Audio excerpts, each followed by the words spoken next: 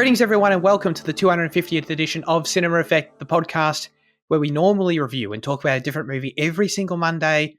But this week, for the second week in a row, we've watched way too much, and we're going to attempt to review way too much because we're talking about a TV season, and that season, of course, is The Last of Us Season 2, which premiered on HBO/Max/HBO Max, or whatever the fuck, on April 13th, 2025.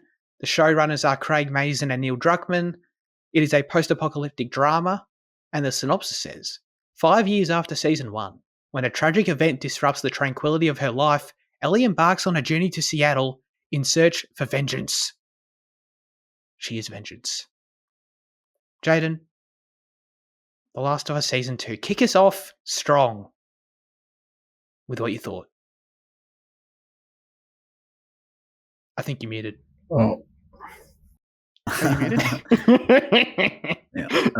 I think that's a perfect summary, I guess. Tone deaf. I'm joking. Tone Clever. Deaf doesn't really. No, I think it's just a really average kind of season of television. I just think it's rather uninteresting. I think all the positives kind of come from Naughty Dog and the original game, and I don't really think it really does too much that's special. I don't know. I just think it was really disinteresting, really disengaging. Similar to a House of the Dragon kind of effect, I guess. He's doing this shit on purpose. He's trying to fuck with me, guys. No, like genuinely, like as I was talking, like that came into mind. Like I remember being disinterested in it. I don't know. Like I just think like several people are mischaracterized. Like so many of the game's strongest events are undercut. Like they're just like nowhere near as impressive, which you're never really going to achieve, obviously. But like I still think like it's, if you're going to attempt it, like strive to do it as well, at least, like don't just settle. That was meant to be a bit inflammatory. Yeah, I don't know. I'm keen for this discussion. I am too. All right. I'll come in next and say I thought it was awesome. I really enjoyed sitting down to watch each episode. As a big fan of The Last of Us Part 2, like we all are, I think, to varying degrees. I think that's fair to say. But I obviously, watch this show through the lens of I am already intimately familiar with this story and adore it. So, I'm watching each episode excited to see things recreated, excited for the details and watching keenly for how things may deviate. Therefore, in the background to all this, what is going to be an interesting conversation for sure, I have no view by which I can really determine how the show functions completely standalone, and never will. I can try and guess, and I will try, but that's all I can do. But the show for me delivered exactly on what I wanted, and that is it's something that will never touch the game in almost every way, but as an adaptation brings new things out of the story and expands on the material in interesting ways. So I think it was successful in doing those things, so I ate it up. Simple as that. Now, Fitzy, this is why I was debating what I should do. I want to leave you last because you're more of the unknown here. I feel like True. You're gonna dictate the course, or, chart our course here for a few minutes. I reckon. Well, hopefully not. Yeah, I finished the series an hour ago. Actually, I was going to ask, how much did you have to bang out? Just 2 episodes today. 1 episode yesterday. But I'm sorry, Zach. I'm pretty much with Jaden. Wow. Okay. This one. Damn, dude. I don't know. Like I think I feel like the first season did a lot of interesting, unique stuff in kind of telling more. Like we talked about like the vignettes in that season. The first season had kind of its own flavor, but I think that this one was just a little flat, to be honest. I don't think the acting's bad. I don't know. I think the main actors are fine. I think that's the problem. Everything's just kind of fine. There are some good kind of there are some standout episodes and some good there are some great scenes in this season, but I don't know. It felt very by the numbers. No, it just felt like they were kind of, they followed the game pretty closely, and it didn't really translate to the screen that well. So, yeah, I don't know. It was kind of a chore, to be honest, getting through like the last half of the season. Yeah. You left it so late. Yeah, I was kind of had that feeling maybe when like you were letting the episodes build up a bit. You know what I mean? Like you weren't. I think after like episode 3, I was like kind of running out of steam. But yeah. Yeah. Wow. Okay. No, that's fair enough. I mean, I don't think you guys are alone. The impression I've gotten from hearing things from other people watching is that the season, isn't vibing with people as much as season 1. Even without comparing to the game, and don't worry, we're going to compare to the game a lot. But I'm sure there's a lot of toxic social media stuff like there was with the game. But the temperature, this is something we talked about a little bit, Jaden, on the other day, is that the temperature I sort of get, the vibe check, I guess, is that it's not quite the same, as the response to the game was. And I don't know. Yeah, I think you agreed with me on that, and it's just it's interesting because for a long time we've been discussing how and speculating on like how a TV audience was going to respond to this story, and it didn't quite go the way I thought. I think it's fair to say.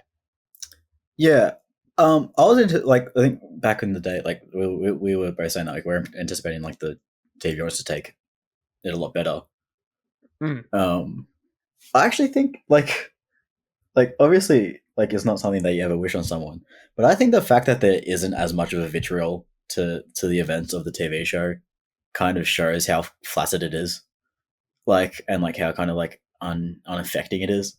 Like, no one's telling no one's threatening to kill Kaitlyn Dever's dog, like they did with Laura Bailey. Well, which obviously like it's a terrible thing. But like I just think like you're talking about like there's been like you assume there's been toxicity online. I haven't seen toxicity. I've seen. Oh, I mean, the toxicity towards Bella is insane, dude. Like, yeah. Sorry, Bella. Sure. Yeah, I thought you meant just more like kind of general like kind of story. Yeah. I thought you meant new things rather. Yeah. No. You're completely right about Bella. To your point about Laura, though, like I think that is a difference. Like the toxicity is different, I guess. Yeah, like no one's having a talk about Joel dying. No one's having a talk about Abby. Well, to an extent, yeah. I mean, well, yes, but like, I think valid. I think they're valid. They're not irrational. They're not. Oh, they killed our dad. Oh fuck! Jeez, your face every time. Sorry. I'll try. I'll keep my face clean until we actually discuss these things. It's interesting that like everything's making a tweak. I'm not doing it on purpose. Sorry. I don't know. Maybe you're touched into a different. Like I haven't checked the Last of Us 2 subreddit, which is notoriously fucking. Dude, that dog shit. Absolutely the worst. But like from what I've seen on Twitter, it is people like voicing genuine criticisms about betrayals and stuff. Like I haven't seen the toxicity. Right. Okay. Which is rare for me. Usually I'm fucking in it. You are. I know. Well, so. Solely, by the way, I will say, like, these podcasts and reviews aren't about talking about the reaction to the show. They're talking about, we're going to get into the show. Absolutely. I want to talk about the show more than anything. But there is something about this story to me that is, it's interesting how, like, the audience's reception to it is, like, almost as big of a talking point as anything else. And just, I don't know, something about this material that just brings it out. Well, I can take a few guesses as to the things that might bring it out.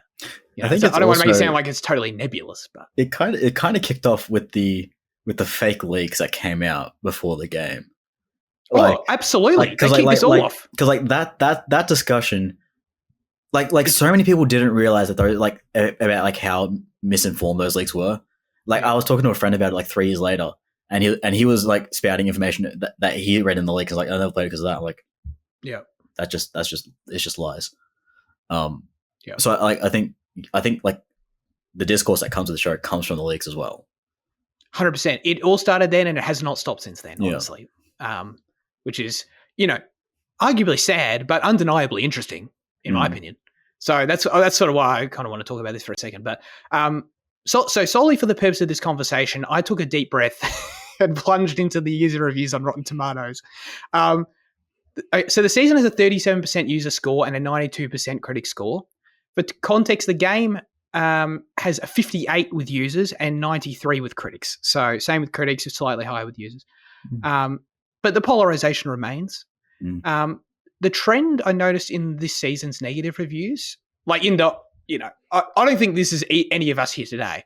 In the extreme negative reviews, all the lists of half stars, right? The trend I noticed in them was two main recurring points.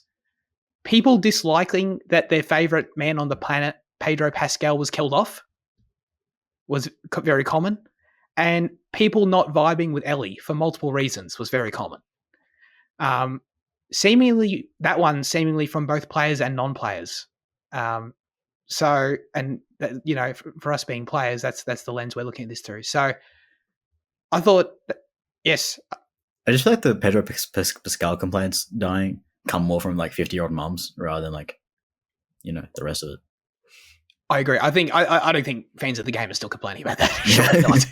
Surely not. That would be insane.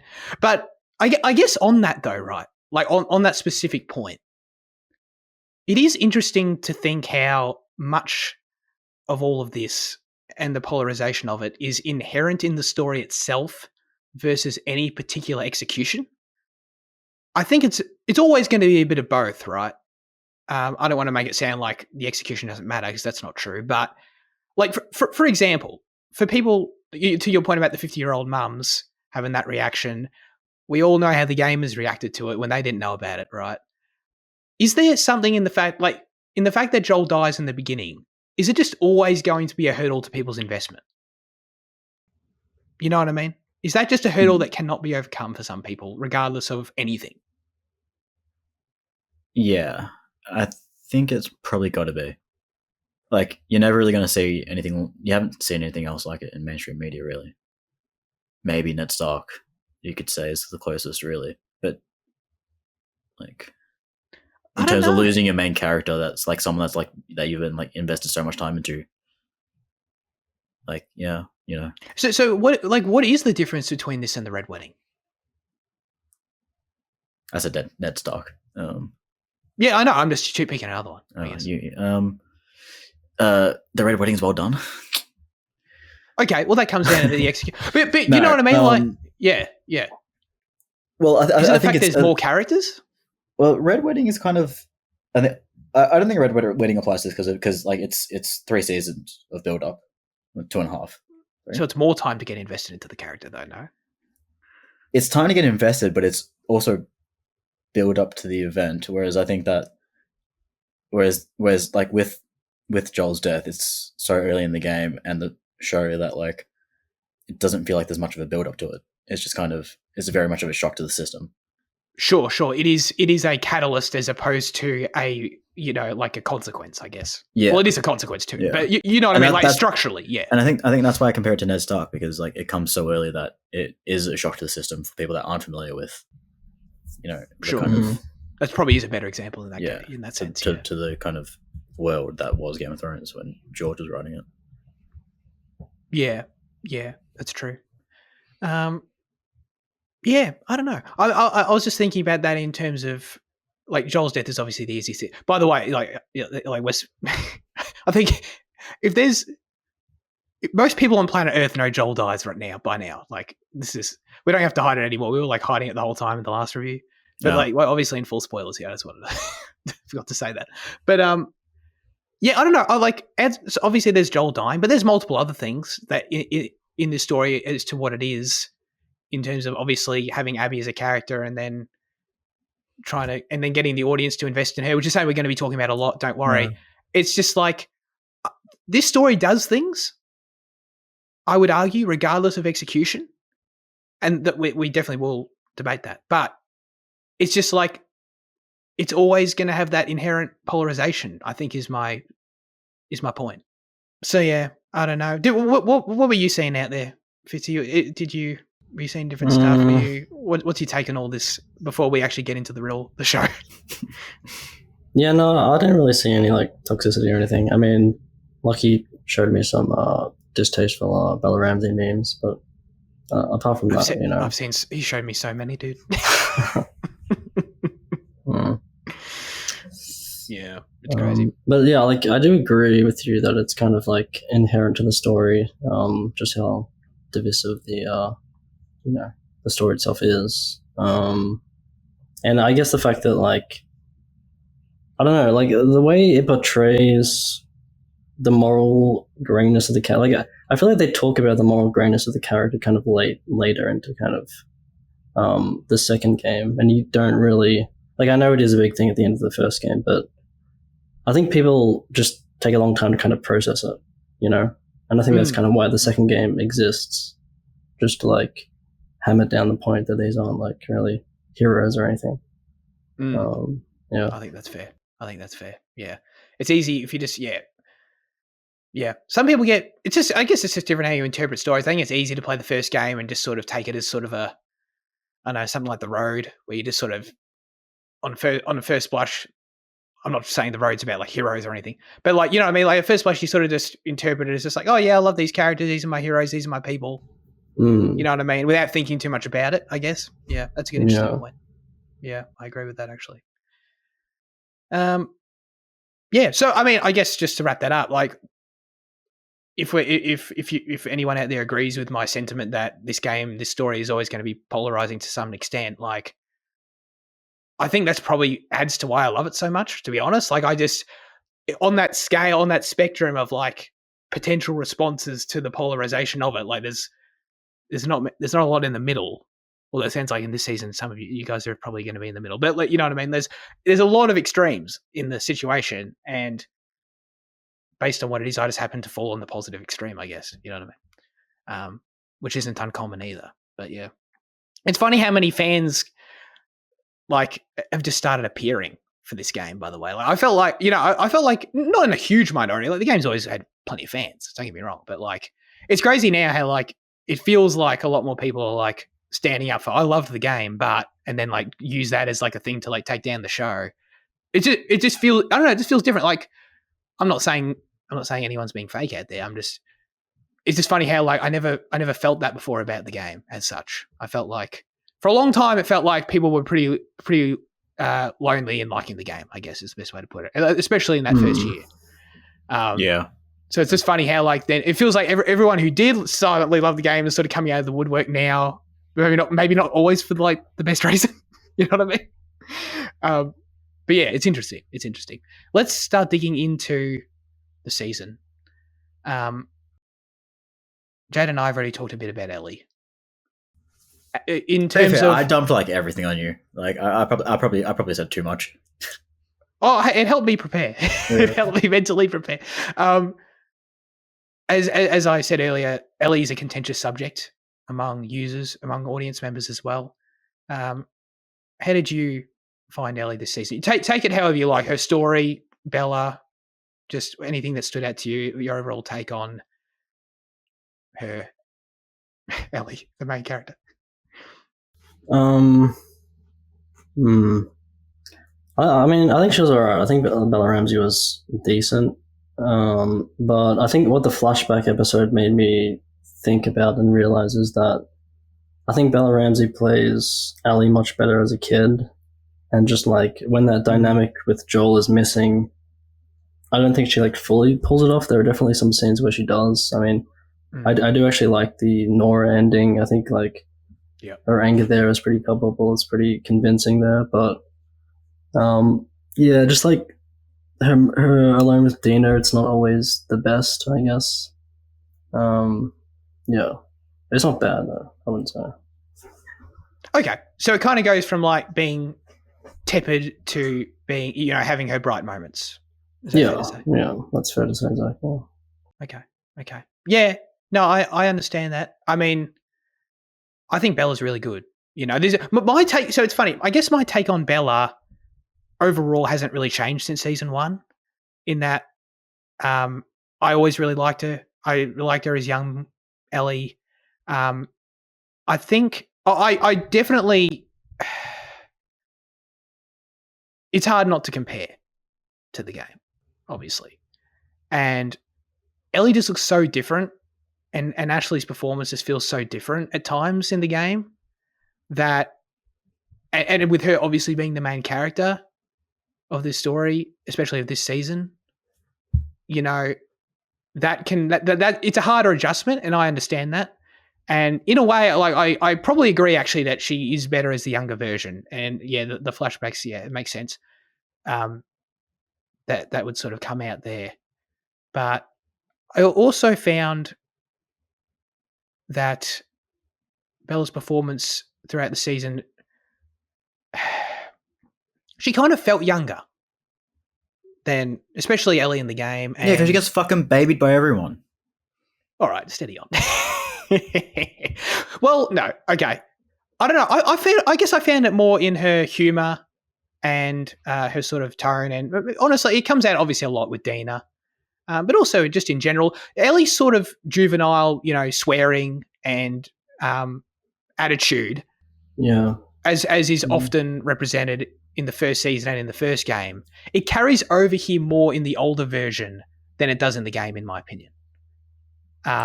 And therefore, she just feels more youthful. And I'm not even talking about how Bella looks, obviously. But yeah. I actually had the specific thought, like, is she swearing too much? Or am I, like, misremembering the game and she was just swearing as much there? But, like, I do get what you mean, where she kind of had, like, she felt like, I mean, obviously her whole arc is revenge and it's driven by anger, but she still feels like she has a short fuse in the way that, like, a teenager kind of does. I mean, she is still 19. Let's not forget that. Right, I was about to say that, yeah. But, like, yeah, I do agree with you. Like, the Ellie in the game feels more mature. It feels more like an adult, less like a teenager. Yeah, 100%. And I don't know exactly what it is. I think maybe it makes more sense for non-gamers. Like, without making the point of comparison, maybe Ellie feels more like Ellie, as opposed to feeling like a different character. I don't really know. So another thing that was interesting that I learned is that I told Jaden this the other night, but 2/3 of people who watch this show have not played the game. Just an interesting point to keep in mind. So obviously, that's a really wild point considering that, like, the 50% drop off in viewers statistic that Hindle mentioned. As in, do you mean if that's true? As in that most of them would be non-gamers? Is that the point? Sorry, hold on. I don't know if the 50% is from the start of the season to the end of the season, or if it's from season 1 actually.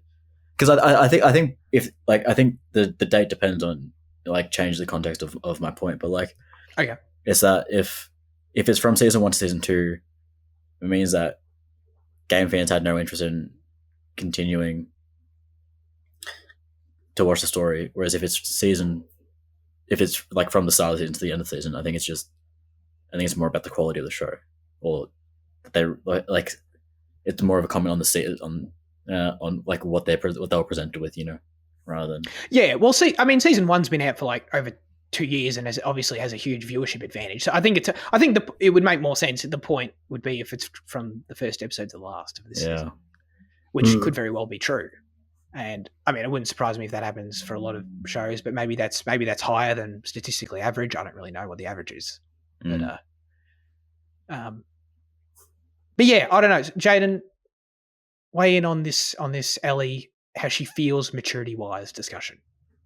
I don't think she felt immature, to be honest. Like, I thought it was fine. I think, like, even in the game, like, her shitty sense of humor, like, carries through to this one, where, like, she's laughing at crap jokes, and, like, like, what's that one that Dana makes in the fucking thing? Like she's not, like, No, she's not like completely, like, I don't know. She's like a 35-year-old. Yeah, but that's why I think, like, her youthfulness in the show comes from the fact, like, the way that other characters treat her more than anything else.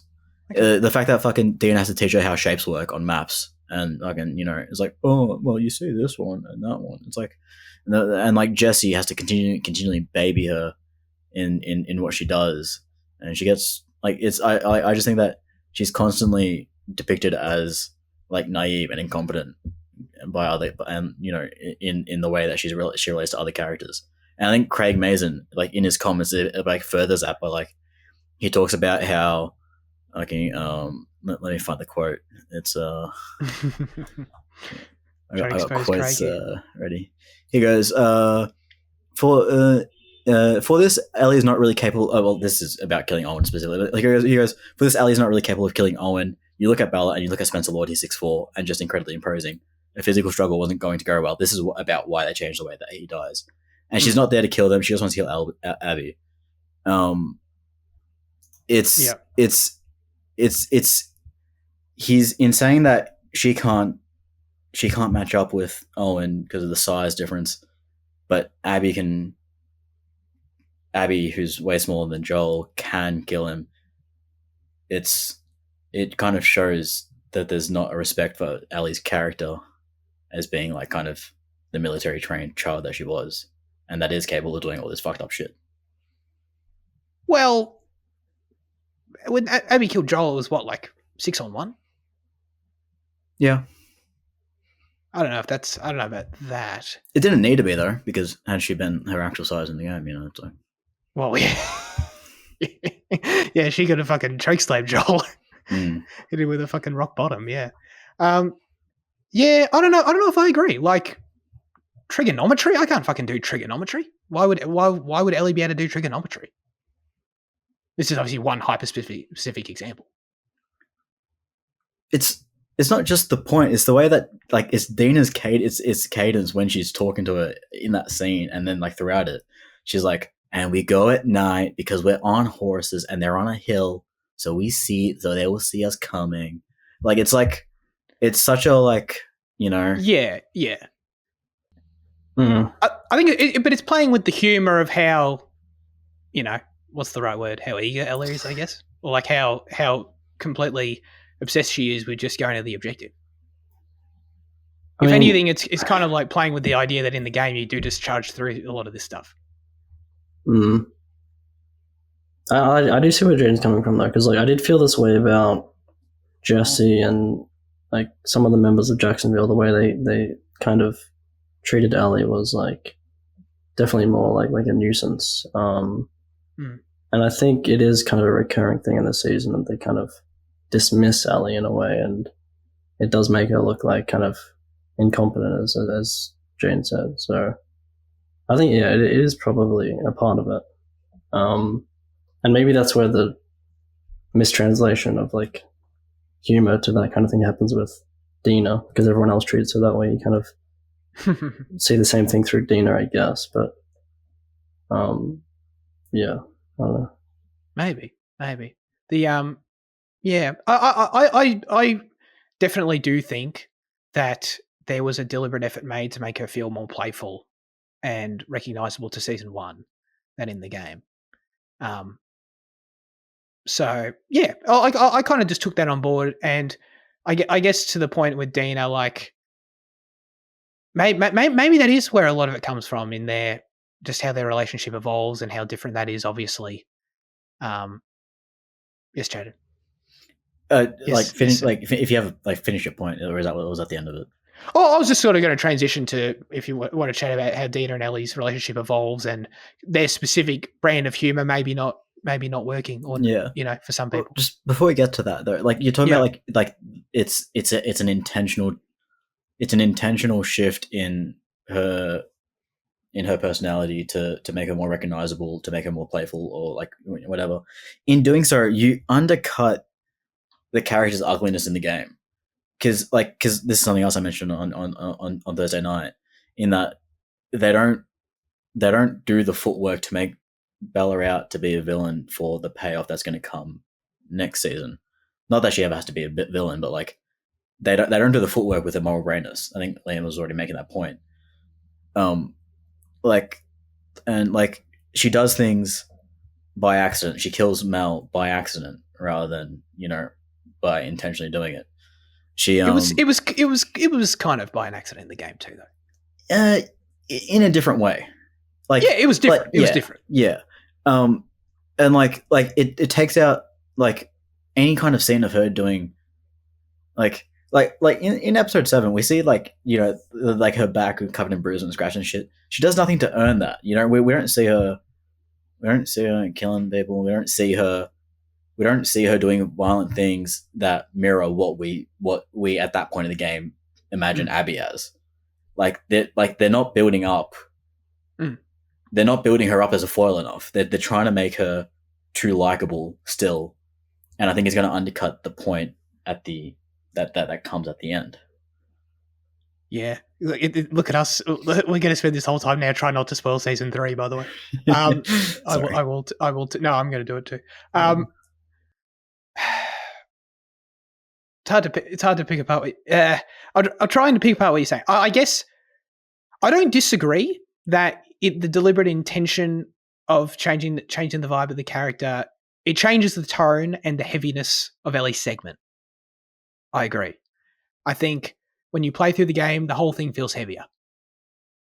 I don't necessarily agree that they're going to lose the payoff as a result of that. I think they went through enough to warrant the scars and the hurts and, all that sort of shit. I think especially episode 7, Ellie goes pretty damn dark in episode 7. And I think that I didn't feel that. I didn't think that was unearned.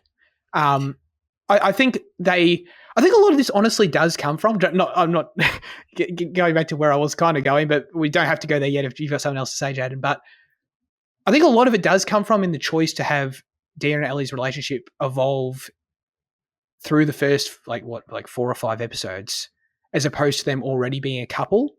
And instead of the footwork being done to make it feel, to make the Ellie's, villain arc, whatever you want to call it, more palpable, the legwork is instead made in the Dina humor department, and getting them closer together, which is also going to be really important in season 3, by the way. So it's kind of like almost prioritizing one thing over the other. And just to cap that, I don't disagree at all, and I'm never going to disagree at any stage of this conversation that huge impacts of the game are lost by not playing it and by not having the extended gameplay sequences. And that's a huge reason why this show's never going to be as good as the game. So in that point, I don't disagree that it hits different by the time you get to the end with Ellie, Jed. Yeah. We just brought up another good point that I forgot about as well, and making her more likable is her relationship with Dina. Yeah, let's do that. But sorry, before I jump to that part, Craig Mazin said she doesn't want to kill them all. She just wants to kill Abby. That in itself is a misunderstanding of the character and how he characterizes her for the season. She's there to kill them all. Like in the game, she's there to do everything. But Craig says she's not. She is. She has fucking photo cards crossing them out. No, she's trying to get to Abby. She's using them to get to Abby. It's a whole clue thing. It's a fucking billboard shit. She's not trying to kill everyone. Literally says the line, "I'm going to kill them all." When? In the trailer. I'll link it to you. We don't need. All right, we don't need. No, it's right here. It's literally right here. Is it? You might be right. I know the quote you're talking about with Craig. It's again the scene in the podcast because I listened to the whole thing like a fucking nerd. You're specifically talking about the scene with Owen and Mel, and he's correct. I don't think Ellie's trying to kill Owen and Mel, and I think that's the same in the game. Yeah. Look in the game. Have you opened the link? We can talk about. Oh, there's a link. Did you check the link? I want to talk about that Owen Mel scene because I think it's great. But then also, where's the jumping? Yeah, that's from the trailer. It's not in the game. Oh yeah, and the trailer has a bunch of fake bullshit. I don't care. It does. Yeah, that's actually not a valid point. But anyway. No, but like even in Dina and Ellie's relationship, Ellie's complete different add-ins reactions to fucking the pregnancy announcement in the game. Like she calls her a burden and she gets pissed off at her. And like she kind of fucks off for the night. In this, she's like, "Oh my god, that's so cool," and they fuck. Like it's like it's once again making the character safer and more palatable, and it's gonna, yeah. But hang on. But the character arc is in such a different point that it's not even comparable. Like they're not a couple yet. That's the whole. That's the change. Like, but that doesn't mean anything. She can still be a burden even if at that point she's just a friend. No, of course. No, I get that. But like, obviously, narratively, they're trying to achieve a moment where they come together for the first time. Yeah, but that they shouldn't place that point there. Is like, did you feel? I think that's a huge mistake. Trying to take the game out of it for a second, did you feel that the moment was unearned?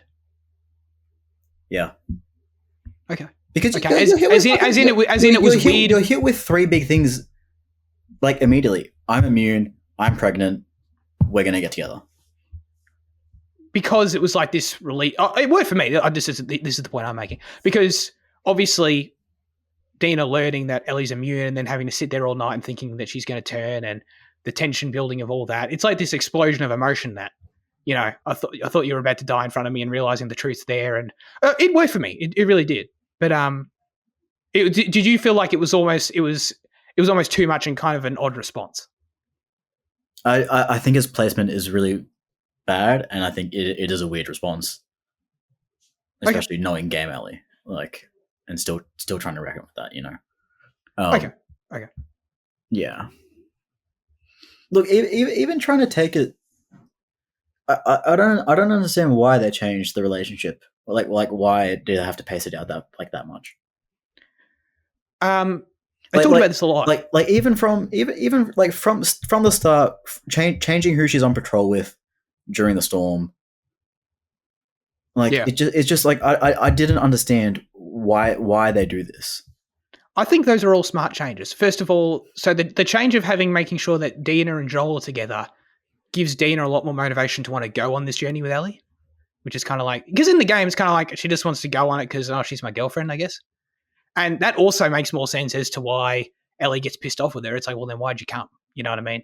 Like, Dina has a lot more motivation to be there. And I think that makes sense. Also, obviously, there's the whole thing with the attack on Jackson, which changes the Tommy placement. You mean the shit on Fart? That's so dumb.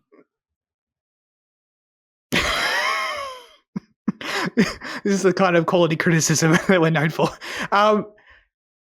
Second, I think the main reason that they talked about making the change, which makes sense to me, is just that when you take out, like, what is Seattle Day One in the game, narratively, development wise? Nothing. It's all plot and it's all cool action set pieces if you're playing it, right? Like, so it makes sense to me that they wanted to make the change of, like, while they're making this, because nothing really happens until obviously they get into the whole subway action set piece. Like, other than that, they sort of just ride into Seattle and it's like, all right, we're just chilling through Seattle. They need to have some sort of dynamic to play with drama wise, to fuel the story in that episode. And I get it. They wanted to, have it be sort of this blossoming love thing. And I think that's totally valid, because in the game, to be honest, they get together real quick, like within 16 hours or whatever. And I'm not complaining about that, but I understand, like, when you're adapting to a TV format, when you're stripping out gameplay, all right, well, where can we extend something else to get the audience invested into the characters? I think it makes sense. Where are you pulling that 16 hours figure from? Well, Dina kisses Ellie the night before, right at the fucking fair thing. And then they sleep together the next afternoon. And then they're a couple. It's done. Yeah, but it's years of build-up. Well, not really. I mean, it's Ellie crushing on Dina for quite a while. Oh, sure, yeah. But I'm just saying, like, in terms of them, like, really getting to know each other romantically. Yeah. Anyway, that's my point. But then, I feel like Liam's not really talking, but I just also want to so Seattle Day One, make it an action-based one, and do the hotel scene. Where nothing happens at the hotel. No, but the reason they put fucking the Horde attacking Jackson is because they wanted a bit of action. Take that out, and then then put the action into Seattle Day One, where she is a beast, where you have this fucking open city and you're doing beast shit. Dude, I'm just going to fundamentally disagree with that as a form of adaptation, because, like, what's the point? That's just play the game then. That's the game. Play it. Like, that's not compelling TV watching Ellie ride through Seattle. Why change the game to make it and make the story worse and make the flow worse? I don't think it makes it worse. Well, that's just, okay. If you think it makes it worse, that's fair enough. I think you have to make changes like this if you're going to make it a TV show. Then what's the point? Like, then the criticism is, well, they made it exactly the same as the game. Then why'd they fucking even make it? I think the first season didn't do the same thing, and they did it creatively, like Liam said. They did it with the vignettes. They changed the way the game was adapted with the vignettes. They fucked that formula off. Well, they try and shove it all into one episode. Yeah, sure. But it's all based on one character anyway. But like they successfully changed how the game in season one. They didn't do so in this, because they just rejigged some stuff and they just made it flaccid. Sure. I mean, I disagree. We're getting into changes they made that I thought were better. But, I get what you're saying. Seattle day one and the building of Dina's relationship and Ellie's relationship didn't work for you. No. I get your point. I get it. Fitzy, what do you think on this? Please.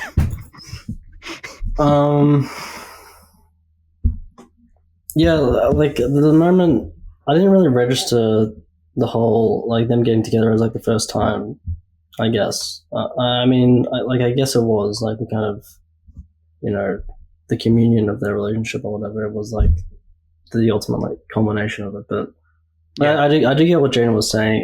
It was saying in terms of like having three big moments in the same episode. It felt a little unearned, I guess. So I guess I'm more on Jana's side, but like I don't mind the changes that much. Like I do, like I enjoy both games, and just on the not talking commentary, like, I'm happy to take a little bit of a backseat because you guys like know way more than me about the games and are like more passionate about it. But the execution was a little off. I do agree on that point. Okay. So you didn't dig their relationship a ton? Is that fair to say? I didn't feel like they had great chemistry just as a kind of baseline thing. The actors? Yeah, I definitely felt what's her name? Isabella Merced. I felt her eyes. Those were acting eyes. They didn't really feel too genuine, I mean, I think she's decent, but people aren't watching Isabella Merced films like Instant Fucking Family because she's a great actress, Yeah. But, yeah. What do you mean? Speaking and I, she's fantastic. She's going to win the Oscar next year. She's going to win the Keynote Instant Family. Okay. Best supporting actress Emmy this year. She's a shoo-in, obviously. No, speaking of I's whole thing with this is like after episode 2, we both independently were like, I think one of us had to have brought it up first of like, yeah, dude, I've got a huge crush on Dina in this show. And then it was like, yeah, me. I think he brought it up first. And then I was like, yeah, I thought I was the only one. Oh, that sucks. And now it's like we just keep joking about it. We just want more Isabella's interpretation of Dina because because it's a great performance. You know what I mean? Yeah. See, I missed out on these little like these Sunday things, which is unfortunate. But I mean, I kind of could have guessed that with the number one, Oh yeah, number one IMDb stars list. I don't think we were alone according to that metric. Do you think Dana's still Jewish in the show? She is. Neil said that. Yeah. But I don't think is that said anywhere? I don't think so. No, I don't think it is. No, I don't recall it coming up at all. But Neil did say she was. Yeah, man. Okay. God. What else is there to say? Oh, okay. I mean, there's so many scenes and shit, but like. I think Bella's really fantastic in a handful of scenes, and I want to highlight these and see if they're the same as that Fitzy's we're talking about, and if Jaden agrees at all. I'm not too sure. Liam already brought up the one where she finds Nora, with the spores around and she tortures her and stuff. So that's a good one to bring up. I thought Bella was excellent in the scene, and she really kicks into another super intense gear there. That I hadn't seen from her before in the series. So I really believed it. I loved the way that she just, I don't know, she becomes possessed. The metaphor that Neil uses a lot is that like Ellie's addicted, basically. She's like an addict at this point.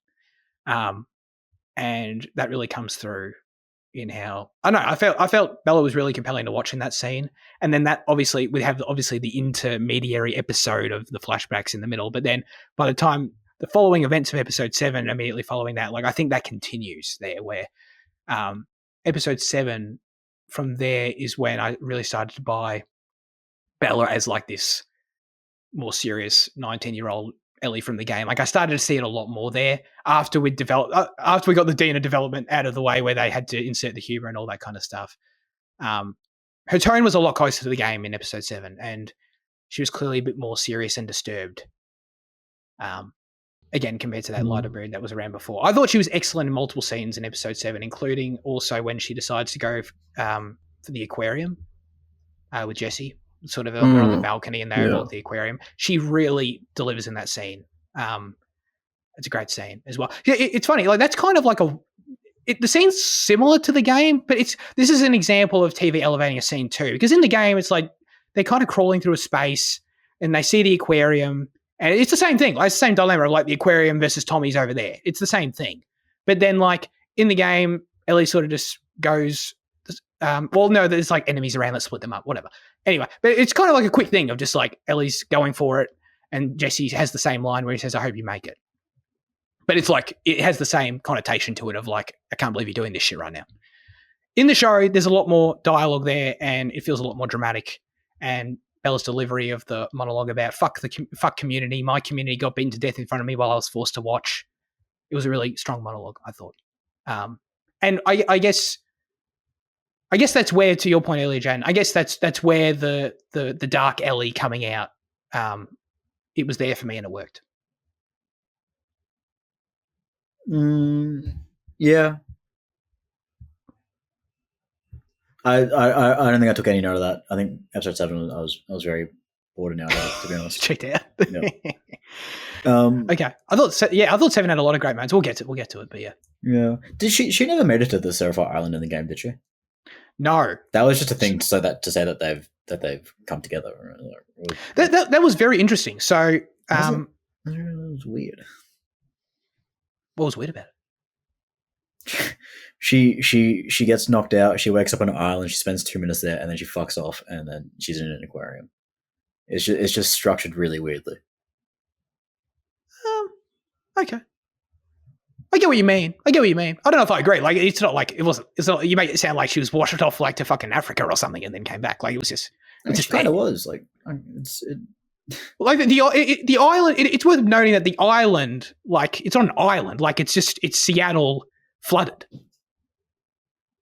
Like the island, it used to be just land in Seattle. It's made out to be a pretty like significant distance. Okay, fair enough. Yeah, I think it functions as an island, and like I do think it was a little contrived that she just kind of ended up there and then continued on that journey. I thought it was like it came out as a surprise for me too, because obviously it's different from the game. Neil said it was meant to be in the game and they had to cut it.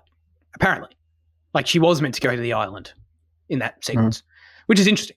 But yeah, it took me by surprise too. I guess it kind of felt ultimately unnecessary in a way, but I guess you could also argue that it shows how determined she is. That even though I think, what did Neil say? Neil said on the podcast, it's like it's another stop in the universe telling her to stop. Of like she gets sprung on this island and they fucking almost murder her, and she still goes to the aquarium. You know what I mean? Which yeah, I guess makes sense. But I guess the attempt is also to try and bridge the gap further. Again, we're going to do this a lot with what's to come in season 3 on the island. I assume it's like their way of like trying to connect the dots for the audience even more. Because the island does come out, like in the game, the island comes out of nowhere at the end. Like I guess they're trying sick. It is awesome. Like I don't think anything they do here takes away from that though. Dude, no introduction to it. You're just on a fucking island and shit's on fire, man. Like that's as far as I'll go. But like, do you mean like? But like we know we're going to the island earlier than that. You're talking about like the visual representation of it. Of like you're just there. But whereas in this you're like, oh, the horns are ringing. Something is bad, so we need to stop killing this random person for that would only take us 1 minute and immediately leave. You know, it's like right. It's like, you know, it's like it's like a tease, yeah. Yeah. Arguably unnecessary. Yeah. Arguably. I don't think it's a big deal at all. Yeah. I kind of liked it because I was like anything that the show does differently to the game to surprise me that doesn't take away from it. I was like, oh yeah, that's cool in my opinion. But yeah. Well, are there any other? I mean, we'll probably get to some of these naturally through more conversation anyway. But like, was there another Bella scene that stood out to you, Fitzy, as like one you were thinking of earlier? Not really. No, well, there probably is. I just can't remember. I think like you kind of right. Like in the second half of the season, when she has more like space to be like the angry adult Ellie, that there's some good performance there. I think. Yeah. Yeah. Okay, that's fair enough. Jaden, did you have any scene where you thought Bella was strong? I think the museum flashback was really sweet. Yeah. I thought it felt very similar to the game in up until the end of it, where she sees the fireflies instead of like the actual like spray painted firefly. I think that was Which kind is of undercut. oh really? I think If it anything, was. don't you think it's more subtle? It's And more like, it's more subtle, but like in the game, like the kind of rage for the fireflies that she has, not knowing, or not like well, at that point, not knowing, I don't know. It was kind of. I mean, it wasn't a big thing, but like, yeah, I like the museum flashback. Sorry, and I think that kind of goes to Liam's point about, well, your point. Someone made the point about like she's stronger with when Joel's there, and I did feel that. But like also like when she is older and like when she's with Joel, like when we get that flashback of that night in Jackson on New Year's, and like because like you like I think some Liam I think was saying like there's issues with like older Ellie, but like I think older Ellie with Joel is still really strong.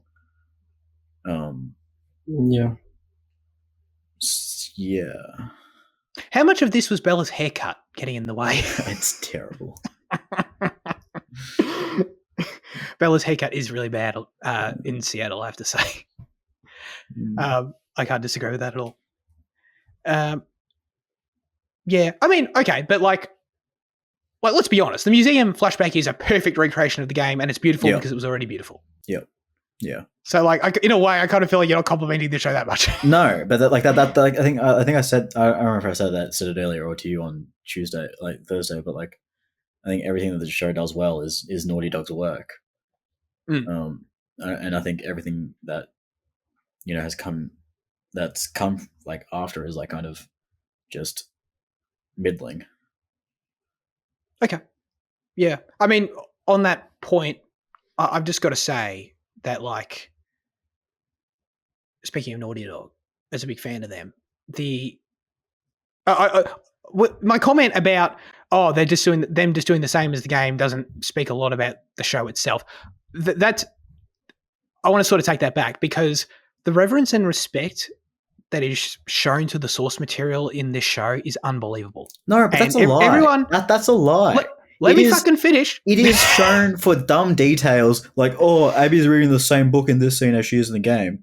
But then they completely mischaracterize people, and they reshuffle the event. Like they don't have I don't understand. Like, oh, they have a reverence for the game when like it's about minute details. Like, no, it's not. Like, you can disagree with Craig's writing, that's fine, right? But like, dude, the sets are unbelievable. The costumes are unbelievable. The production design is on a whole other level. They were on fire on that set. Anyone on that set, and the attention to detail to Naughty Dog's work was exceptional. And they did the job that a cosplayer does. Like, fuck, jeez. I think that's honestly like a serious disservice to their work. If you're a fan of the game and of Naughty Dog, I don't know how you couldn't get a kick out of this season frequently, like seeing how that beautifully they recreated so many moments visually. Like, it was stunning at times. The museum is just one of 100 examples in this season of sets that were just gorgeously recreated to perfect detail for no reason. Like, you could have, dude, I'll take any fucking random example. Take the TV station. Why was that it? Like, it's just a fucking TV station. Who cares? You know what I mean? Like, they could easily have just done whatever they wanted.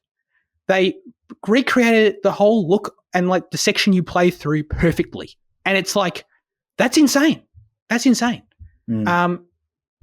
Goddamn, I could go on and on. The theater, obviously, right? Like, the subway. Sure. I mean, I was being hard on that point. I just want to say that, but like, yeah, thank you for admitting. I was being hard on that to prove, like, just because to try and exacerbate my point about disrespecting, the big elements of the game, for in favor, like your 100% right. Like, they do fantastic jobs on that, but like, yeah. I don't know. It just feels weird that you're like, oh, there's a reverence when, like, I don't know.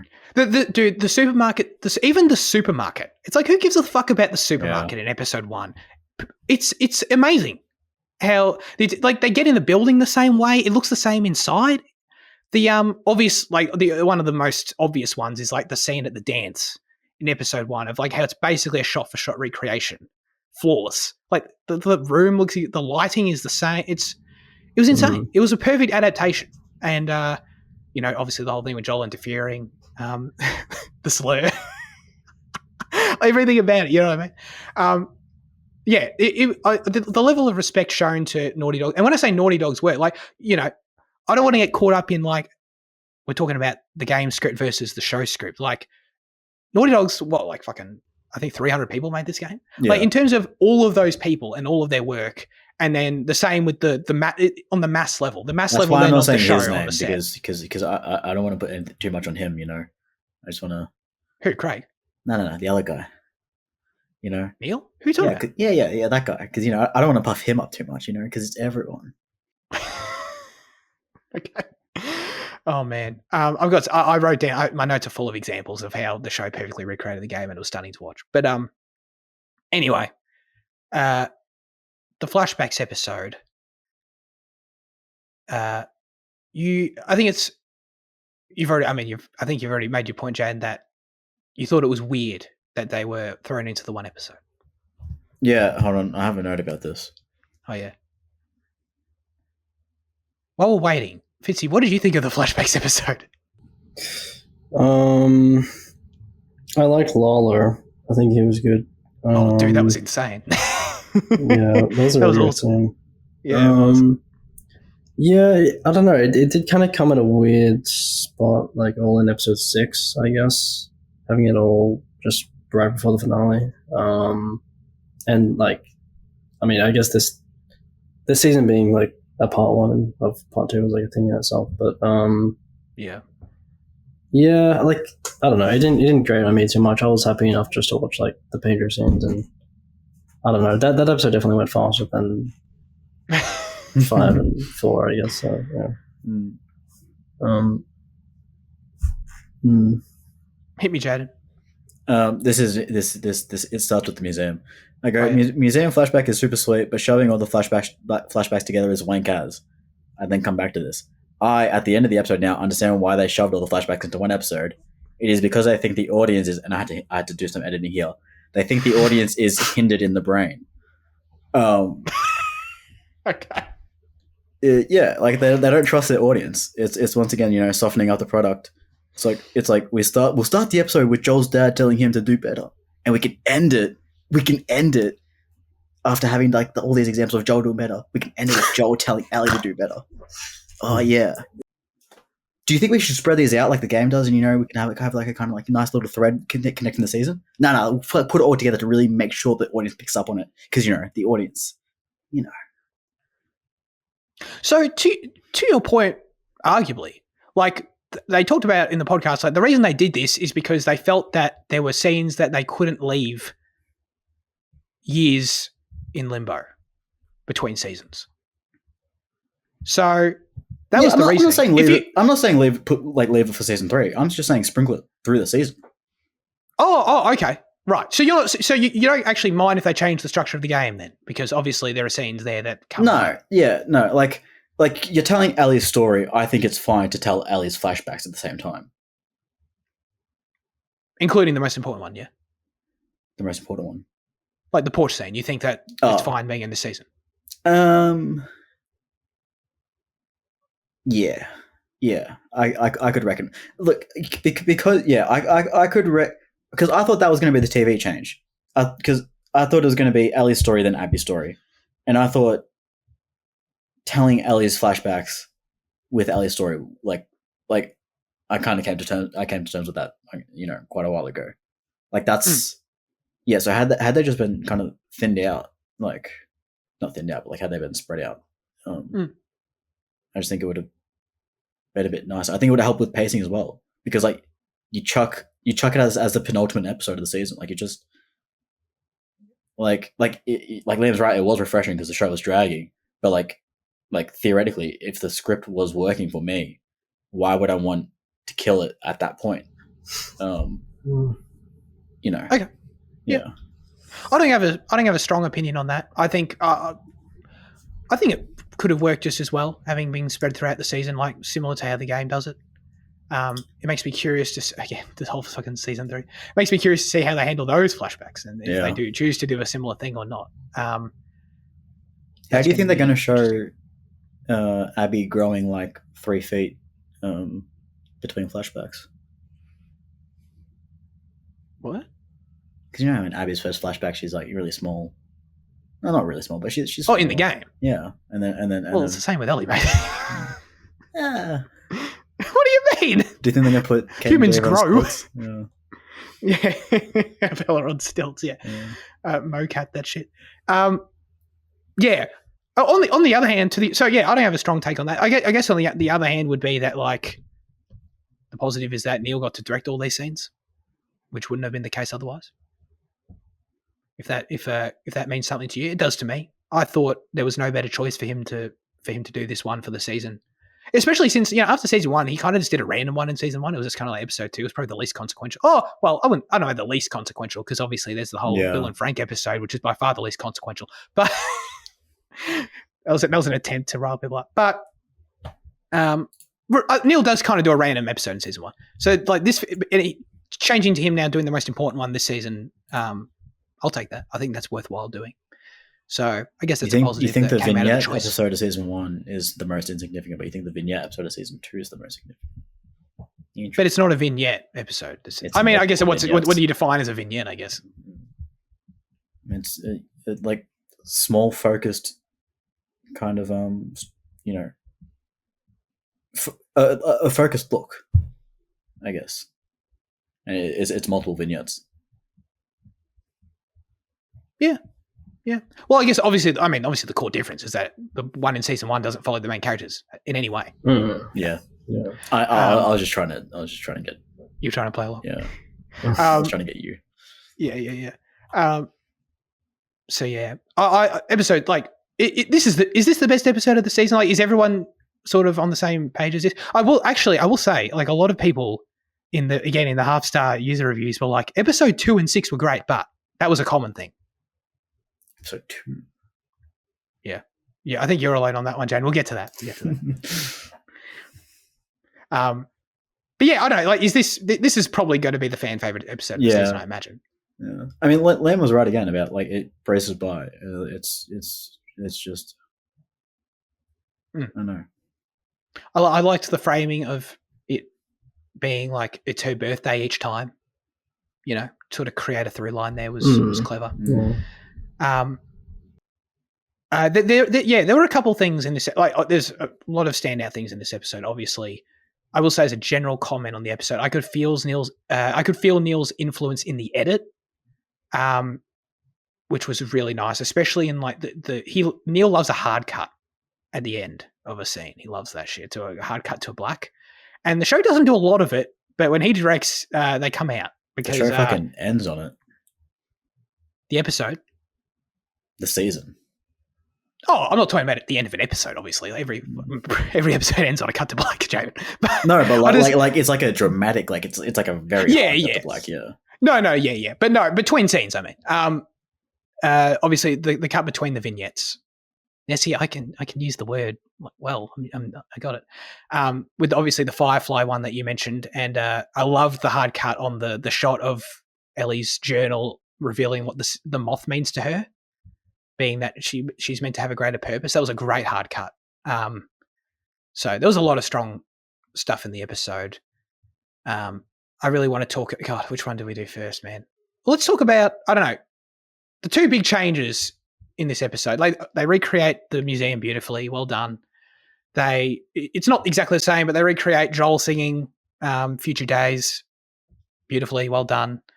Then the big changes, I think, start coming when you get this edition of Eugene and this whole scene here, which I can tell Jane's got an opinion on. I just have a little when they started talking about Eugene in episode 1, I was so lost. So I searched up, Eugene, The Last of Us. Oh yeah. And it said it, and Google AI's result was Eugene is a character expanded on the show. He is the town's rapist. I was like, what the fuck? And it's like the show deals with Joel's killing of him. I was like, oh, so like, rapist. So I was like, oh, so Joel kills a rapist. I was like, okay, that's cool.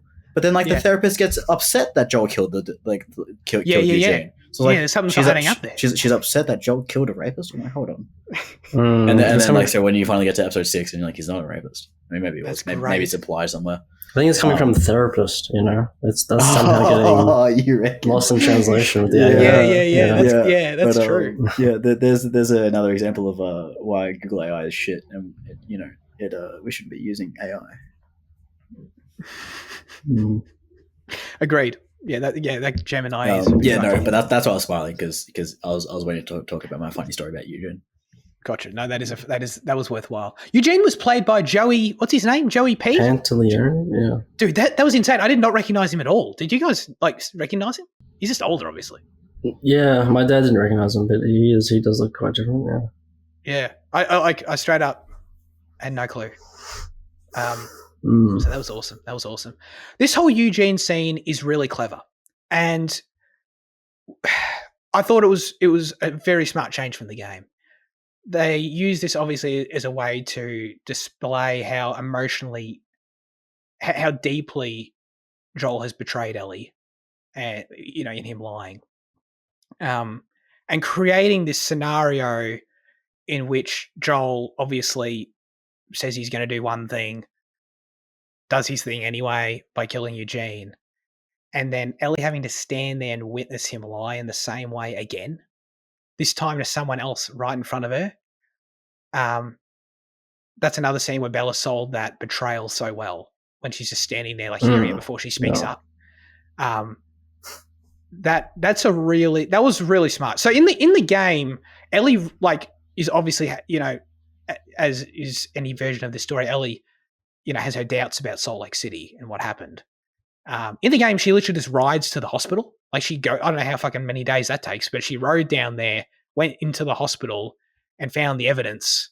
And then Joel's comes riding in after he was following her the whole time. And then they proceed to have an awesome scene together, which is great. But just the scenario of it's kind of weird. Ellie really actually rode all the way there for that. This scenario, this is much smarter. You create a situation where it's just a lot more subtle, where Ellie sees it in Joel's eyes, and you get it through the relationship and the performance, as opposed to literally going all the way to find material evidence of it. You know what I mean? So yeah, I thought that was really smart, and Ellie gets the confirmation. I mean, as close to a confirmation until she gets the real confirmation later, as she's going to get, right there by witnessing that. And I thought that was a really strong scene. It was really good. So that whole edition, I thought, having Eugene there, having Joey there play Eugene, it was just, I don't know, I thought it was a great edition. That's an example where the show improved the game there, in my opinion. Does Salt Lake City is where the Fireflies are, yeah? The Firefly Hospital, yeah. Yeah. Okay. It's about 450 k's away to Jackson. How many days ride do you reckon that would be? I don't know. Apparently 1,000 kilometers would take about 22 hours non-stop. So about 500 kilometers would take about 11 hours. Non-stop? So what? Do you probably maybe took her a night, do you reckon? Probably a night's journey, yeah. Yeah, okay. Fair enough. Yeah. This episode was really good for just, getting to see the good times, the nice times with Joel and Ellie, I love the way Bella delivers the line. It's my fucking birthday, man. Let's see what you got, when she wants him to sing. So there's some sweet stuff in the episode, of course, before the Eugene shit goes down, before all the bubbling, underlying lie that this story is built on at this point simmers to the surface. And that's when, of course, this all builds to the porch scene, which is, I think, pretty undeniable. It's the most important scene in the game, I think, I would say. And therefore probably the most important scene in the story, in the show. How'd you feel about how it was adapted? Did it stand out? Did it hit what it should have hit, It's got a high bar. I mean, I don't really remember this. I remember the scene was fantastic when I played the game. I think this was the same level of fantastic, but for how good the show is, So yeah, it was definitely great for the show. And Sure. just, I mean, you brought up the kind of the angry moments that Ellie had. I mean, those are the kind of Bella Ramsey moments that I was like forgetting that are very convincing and good in this season, in this episode. And yeah, like how you said, like how the mistrust kind of is simmering is it was just executed really well. And I think this is an example of like the kind of juice that the first season had with adding these, these extraneous kind of stories with this in this vignette fashion. It's kind of, yeah, like I like how they kind of brought, they brought over that vision a little bit, and I think it was really well done. So yeah. But the porch scene itself, was really good. Pascal again shows how great he can kind of be. So yeah, I'd agree. I think they nailed it. I think Neil nailed it.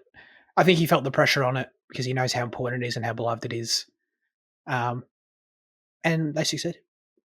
Yeah. There's a lot in the scene. The scene the scene's got more in it than the game.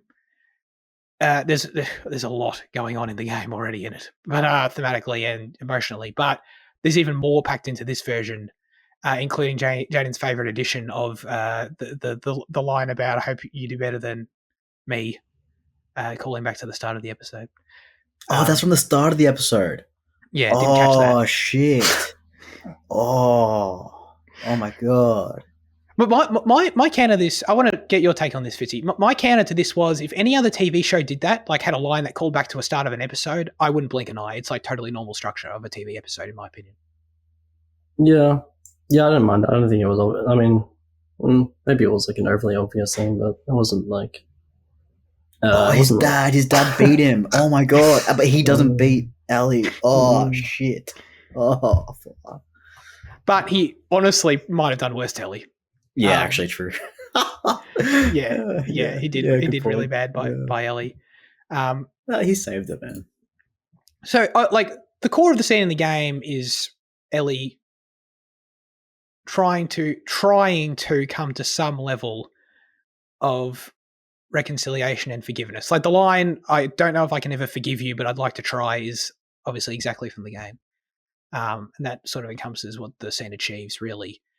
With the Joel's father thing is an addition, which I liked. And Craig highlighted this on the podcast, which I thought was another reason why it was smart to add this. He doesn't spoil season 3, and neither will I. But Joel specifically telling Ellie that he hopes she does better as a parent than he has done for her, just is going to be important for some choices she makes in the future as well. So good to keep that in mind. It alludes to future events very nicely. So I like that. Are you talking about like Ellie's going to be a dad? Yeah. You're talking about like 4 hours off the end, right? Sorry? You're talking about like 4 hours off the end of the game, right? Is that what you're? Yeah. So yeah, and obviously the other huge thing that this scene does differently to the game, in this sense, it kind of combines two scenes from the game a little bit. But this is by far the most firm confirmation we've ever gotten. There's no. I mean, there wasn't a lot, but there is now zero interpretation in the ending of The Last of Us Part 1. In like, does Ellie believe Joel? Does he? Does she think he's lying? Right? It's like the characters literally, like Ellie literally says, what's she say? She says like, I think I knew this whole time. So there you go. That answered that. It's the most definitive answer we've gotten on that ever. Not a shocking revelation, but and then obviously earlier in the episode we see like she has that piece of paper where she's preparing to ask Joel questions about like what happened on that day, of like, how does this logistically make sense? Your story, your version of the story. So like that, it just confirms what we sort of already knew, but like it's straight up said there, which I liked. Yeah, and then she literally makes Joel like piece by piece. Did you kill Marlene? And, makes him nod. Did you, is there anyone else who's immune, and he makes him shake his head. So going through that whole process is new, and adds a lot to the scene as well. But I think Pedro, particularly in that, is really strong. Just the way in which he, obviously he's tearing up and shit, and then like where it's the same line from the game where he says, "And I'd do it all over again if the Lord gave me a second chance. I'd do it all over again." And then the line, because I love you in ways you will never know, or whatever. The way he delivers that's so powerful, and so it gets you. I think that's a new line. Is that why the audience struggles so much with Joel's death, like in both versions? Because obviously playing as Joel, and like you're aware of his intentions are through love, so like the action always comes off as heroic, and that's why you see him as the hero. Whereas like obviously Neil and has always seen him as more of the morally grey guy. That kind of gets alluded to, but I think at the end of like 1, where it's ultimately seen as a heroic action, especially in the game. Yeah. I mean, see, I think so, I think. Sorry, no, I was going nowhere with that, so you can cut in. No, it's an interesting point. I strongly disagree, but I think you're making an interesting point in that I think it's almost like a commentary on how people attach themselves to stories in an interesting way of how people. I think it's more of a comment on how people view stories as opposed to the story itself. In this case, I don't know if there's any way how you can objectively look at anything that happens at the end of The Last of Us and think this guy's a hero. No, he's not a hero, but it's a heroic, like it's like it's a traditionally heroic action of like going all the way to save the person you love. Yeah, sure. Yeah, through his point of view, yes, sure. Yeah, and you are the point. Like that is your point of view in the game as well. Well, sure. You play as Joel. I understand the point you're making, and I think what it is that then therefore, like in my opinion, you're doing what I'm arguing in that you're attaching yourself to Joel's point of view so strongly. You know what I mean? And I think it's an interesting thing that we sometimes do as an audience. You know what I mean? That we sort of, and yes, so I'm agreeing with you. Yes, that like as a result of all that, I think that is a reason people struggle with Joel's death because we attach ourselves to the character in such a way through their point of view. But it's like anyone can take it. Like we all love Joel. We played as Joel for 12 hours. We fought and we fought bad guys and did all this shit with him, and he's done the ultimate, and he saved Ellie at the end. Great for him, kind of shit, right? But like, that's what we attach ourselves to that experience when what is actually happening in the story doesn't justify that. Yeah. So no, I'm agreeing. I think it's compelling. It's probably like the more like surface level consumption, but like it's the common kind of yeah. I think it speaks to how people consume stories. And I guess I'm an outlier in that. I don't know, maybe like I don't know personally. I don't get attached to characters in that way. You know how people like it's common, like just taking out Joel is actually a great example of this, I guess, but like people get like don't like TV shows or don't like things, stories, whatever, because that character didn't deserve that. You know what I mean? That's that kind of rationale. That's because you're what the kids call these days neurotypical. Whereas Well, no, I don't know. Well, maybe actually you're not neurodivergent enough to attach yourself to these characters too strongly. I shouldn't. Yeah, I don't want to make any argument too strong that I'm not neurodivergent, but because I don't know how believable that shit is. But no, I just don't think that way in terms of stories. I don't. Yeah. I want compelling stories. I don't get mad. I don't want to. It's apples and oranges when I'm saying this. I don't want to incite a full comparison. But I don't get mad at the Red Wedding because Robb Stark was such a good guy and he got stabbed and now I can't watch the show because he doesn't deserve that. You know what I mean? It's like, dude, I don't care what the characters deserve and don't deserve. I want compelling narrative. I've never heard that about the Red Wedding or Game of Thrones. No, again, apples and oranges. But would you agree that generally people often get attached to characters in that way where they get invested in the outcomes on that level, where it's like they know the person. You know what I mean? like yes, I won't disagree with that point, but Yeah. like I think Game of Thrones. That's the only point I'm making. Yeah. I won't disagree. I think Game of Thrones is the wrong place to make that point, but like I won't disagree with it. Yeah, that's the only point I'm at. I wasn't trying to make a Game of Thrones comparison. Yeah. Oh man. All right, dude. We haven't even fucking talked about episode 2 where Joel dies and shit. So Joel's death scene. This, regardless of what you think of Joel dying in the story or whatever, this is a hugely important scene for them to have executed. I was obviously waiting with bated breath throughout this episode to see how they were going to do it, if it was going to live up to it. I like how I think I made a particular comment at some point in the last several months about how, Mark Mylod wouldn't direct the episode where Joel dies. I think I said that once. Is that a 1 in 15 years instance of Sir Kaz being wrong? Yeah. I was wrong once 7 months ago. It's the last time now. 7 months. That's crazy. You were wrong like 4 times in Japan. No, I was not. That's you're actively editing your memories, because I remember being with you and like I was like, take note of this time when I next bring up this point.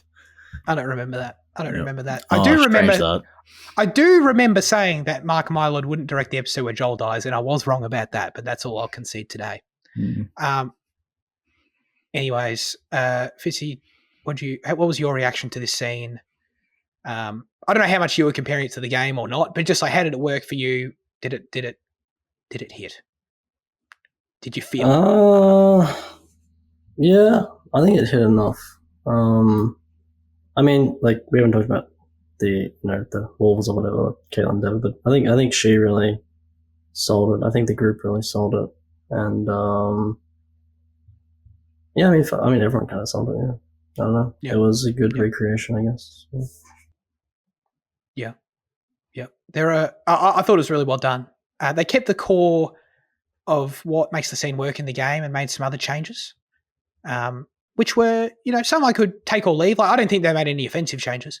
They kept the core visual of, like, the specific way Joel's and Pedro's makeup is done when he's completely fucked up, like before the final killing blow. Like the way his face is swollen and all that. That makeup was beautifully done there. Another example of makeup artists just beautifully recreating the scene.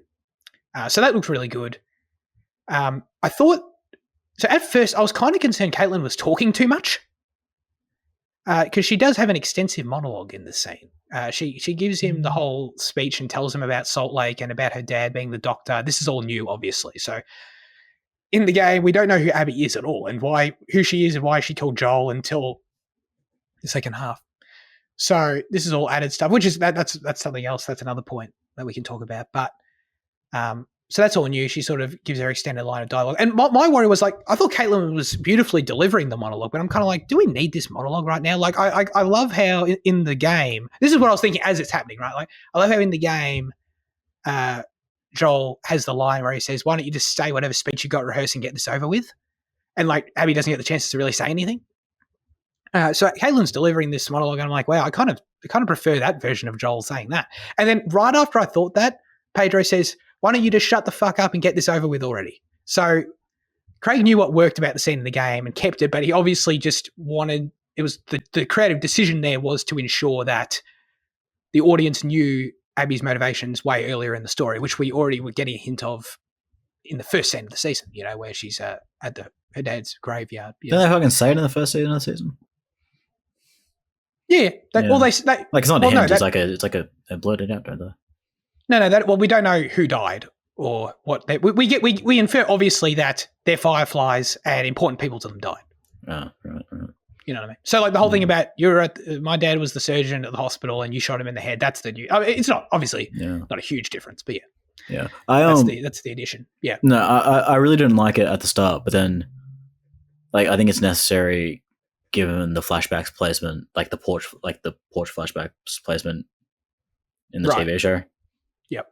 Like, because I think had that been revealed to the audience at that point with no prior introduction, it might have felt a bit weird. Agreed. Yeah, you kind of need the Abby information. Yeah, I agree. Yeah. Before that can work fully.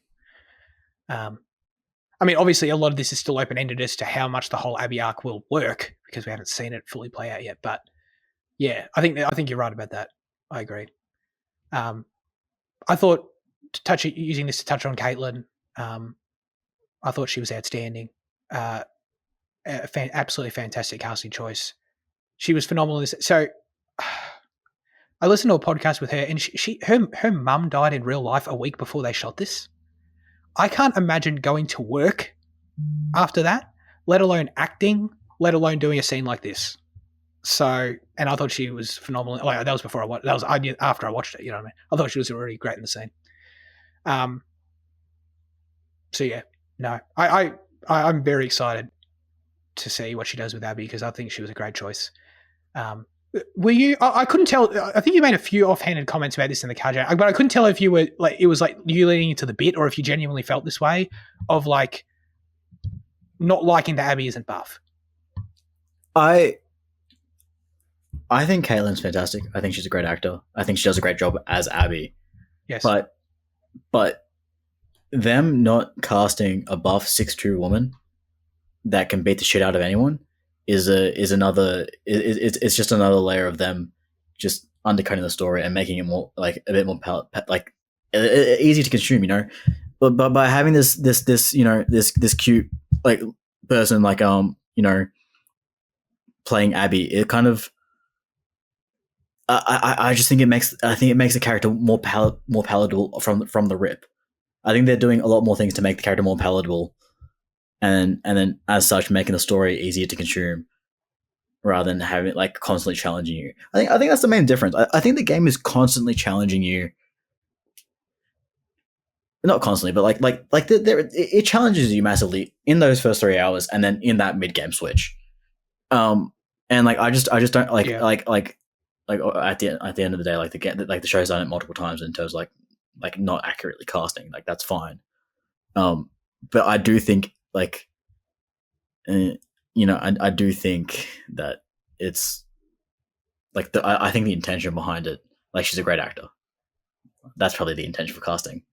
But it is. I also do think that had they cast some 6'2" woman to do it, she probably would have started getting some of that Laura Bailey clapback. They didn't want anyone's dog being threatened to be murdered again. Yeah, they could have cast Katie and O'Brien, couldn't they? Who only really started popping out like last year. What was that, 23, 24? Yeah. She was in The Mandalorian. I don't know. I think the timing could have worked maybe if they wanted. Yeah. Yeah, possibly. I think she played the role well. I think the vitriol in that in the killing scene is fantastic. Sure. Yep. But yeah, I just think that once again, like her build, it just lends to the story being a bit softer. Sure. Yeah. I understand. I don't think her physique really has got anything to do with how challenging the narrative is in the game, other than honestly the leaks.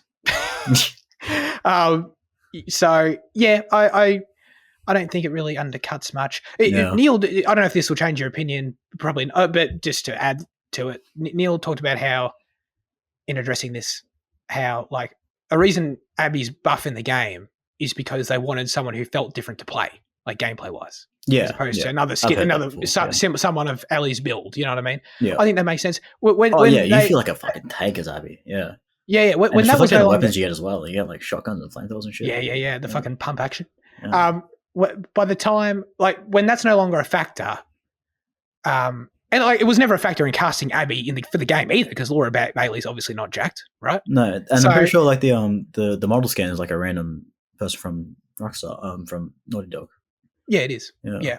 So the point is her being buff is entirely a design decision, right? Sure. You know what I mean? It's not at the end of the day when casting, all they were ever casting for the game and all they're ever casting for in the show is the performance.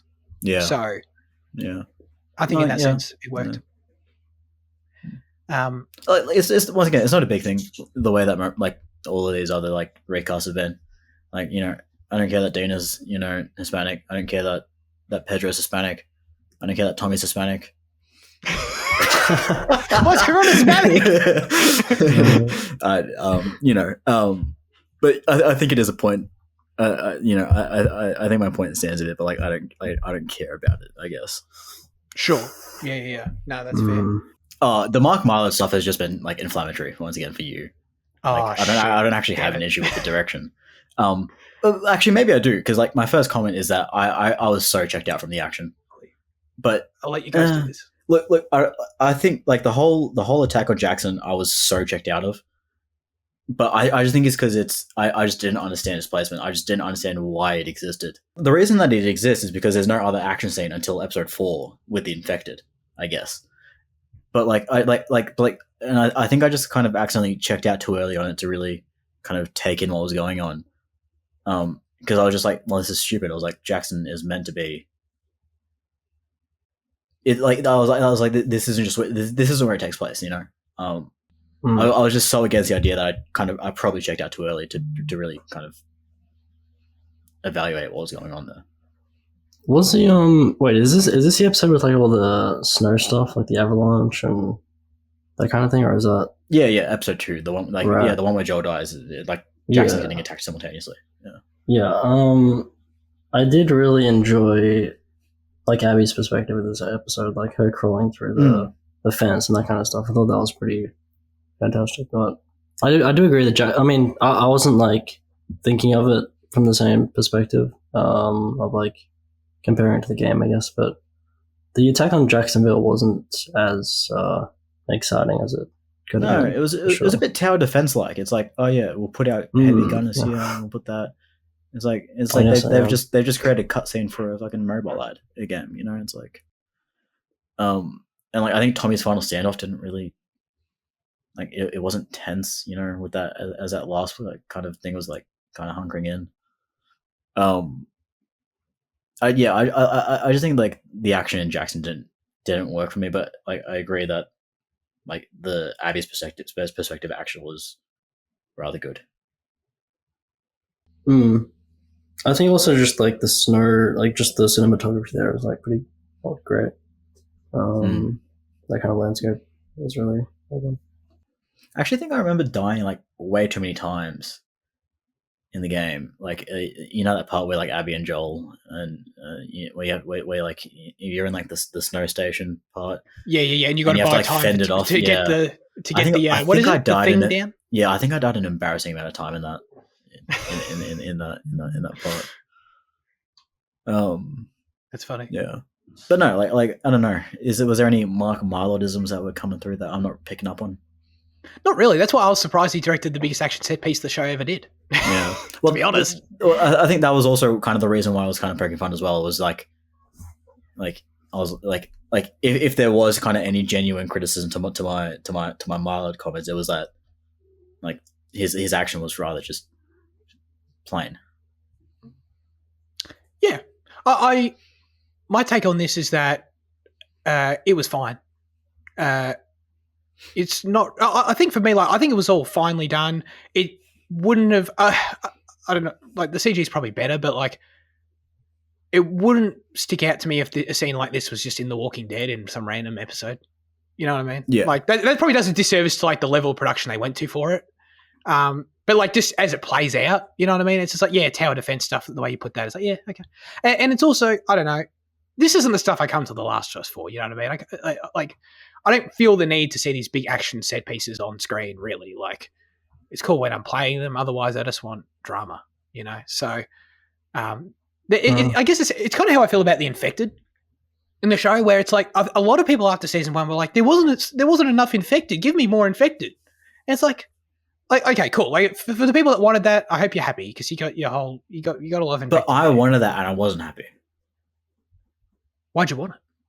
Because I don't know, like the infected, like it's part of the world. Like the constant kind of threat of them in like it adds to the tension and it adds to the fun. And yeah, like, when you play, and knowing that you're not going to get an infected scene in the show, you're like, I don't know. It's like I don't know. But did you feel that there wasn't enough infected in the show overall? Because I feel like there was plenty for what the show needs. Up until episode 4, up until episode 4, I was like, the only reason we have a Jackson is because they have no other infected scenes. and then after like when we get to Seattle, like they start like putting him in a bit. Yeah. So like yeah, I don't know. Like for me, like the infected are cool in the game because they're enemies that we get to fight, right? Or they're enemies we get to stealth around or whatever. Like they're fun there. Yeah. I don't really need them in a show. Like I get there and like I'm not saying ignore. I'm not saying don't have them because like that, it's The Last of Us and I get that it's an important set dressing to some extent. But I really didn't need any more of it, and it's never my favorite part. Is the best way to put it. Yeah, I don't disagree with that entirely. It's I did find it funny because obviously they introduced the stalkers this season. Yeah, as they do in the second game, and I found it funny how like the way they kept constantly referring to them as like these are the smart ones. These guys are really smart, and it's like it's funny because like obviously when you're playing the game and you're actually getting stalked, like you get it, but like the show needed a way to convey how they're different. So it was like the dialogue was like these guys are just really smart. They flank us. And it's like it's just funny how like the show had to explain it like several times. But, was it? There was another new type of zombie, wasn't there as well? It was it's like a spear or some shit, right? In the game, there's a shambler. Yeah, shambler. That's what it was. Yeah, that wasn't the show, was it? Not yet. Yeah. I mean, like once again, I don't really care too much about that, but I was just trying to think. No. Yeah, not yet. It's kind of just like a slightly smaller bloater, but that like it's basically like one of those. But the enemy explodes and shit. Yeah, it's the enemy archetype in video games where they explode after you get your final hit on them. That's what they are. But the big guy, I thought the big guy was coming this season. I didn't realize that the big guy was Abby. The big guy. Yeah. You didn't realize it was Abby? Oh man. I mean, like, yeah. I was just waiting for him to rock up later. Yeah. No spoilers. Well, they tease him, which was nice. Oh yes, they do. Yes. They say we don't know what's on B3 of that hospital. Also, it was but we know. It's in part 2, isn't it? Where like there's the infected like caked into the wall and like they fucking break out. Yeah. Dude, they scared the shit. I was really hoping there'd be like something like that because like they scared the shit out of me every time in the game. I was really wanting like something similar to that. The one that got me most is an Abby section, so we'll see if they do that. The hotel? That'll be yes. Yeah. Yeah, we'll see how they do that for sure. Your guys' memory of the games are insane. Like, well, I played it 6 months ago. That's why I can remember it so well. Yeah, but still, like, I don't know.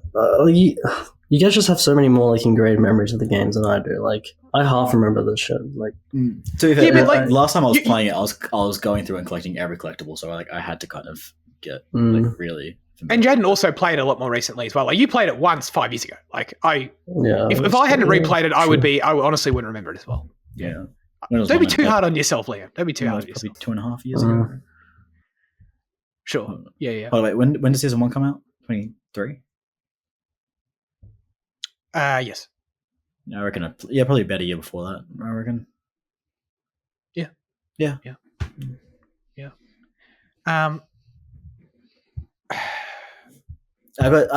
I have this note from early on. It was one of my first notes I took, where it just says, "What the fuck is a therapist?" I just don't understand. I think I still don't understand even later with like the Eugene story kind of complete why we had to get so much of her in Jackson. I felt like it was kind of taking away with scenes that could have been between Ellie and Dina building the relationship there, or with Ellie and Jesse and actually depicting them as friends rather than just fucking acquaintances that almost hate each other. Yeah, like I just felt like better groundwork could have been done for your more core casts than kind of having this therapist that likes to drink and get high. Some of the Joel stuff is cool, but I'm like, I would have rather the time we do spend with it elsewhere.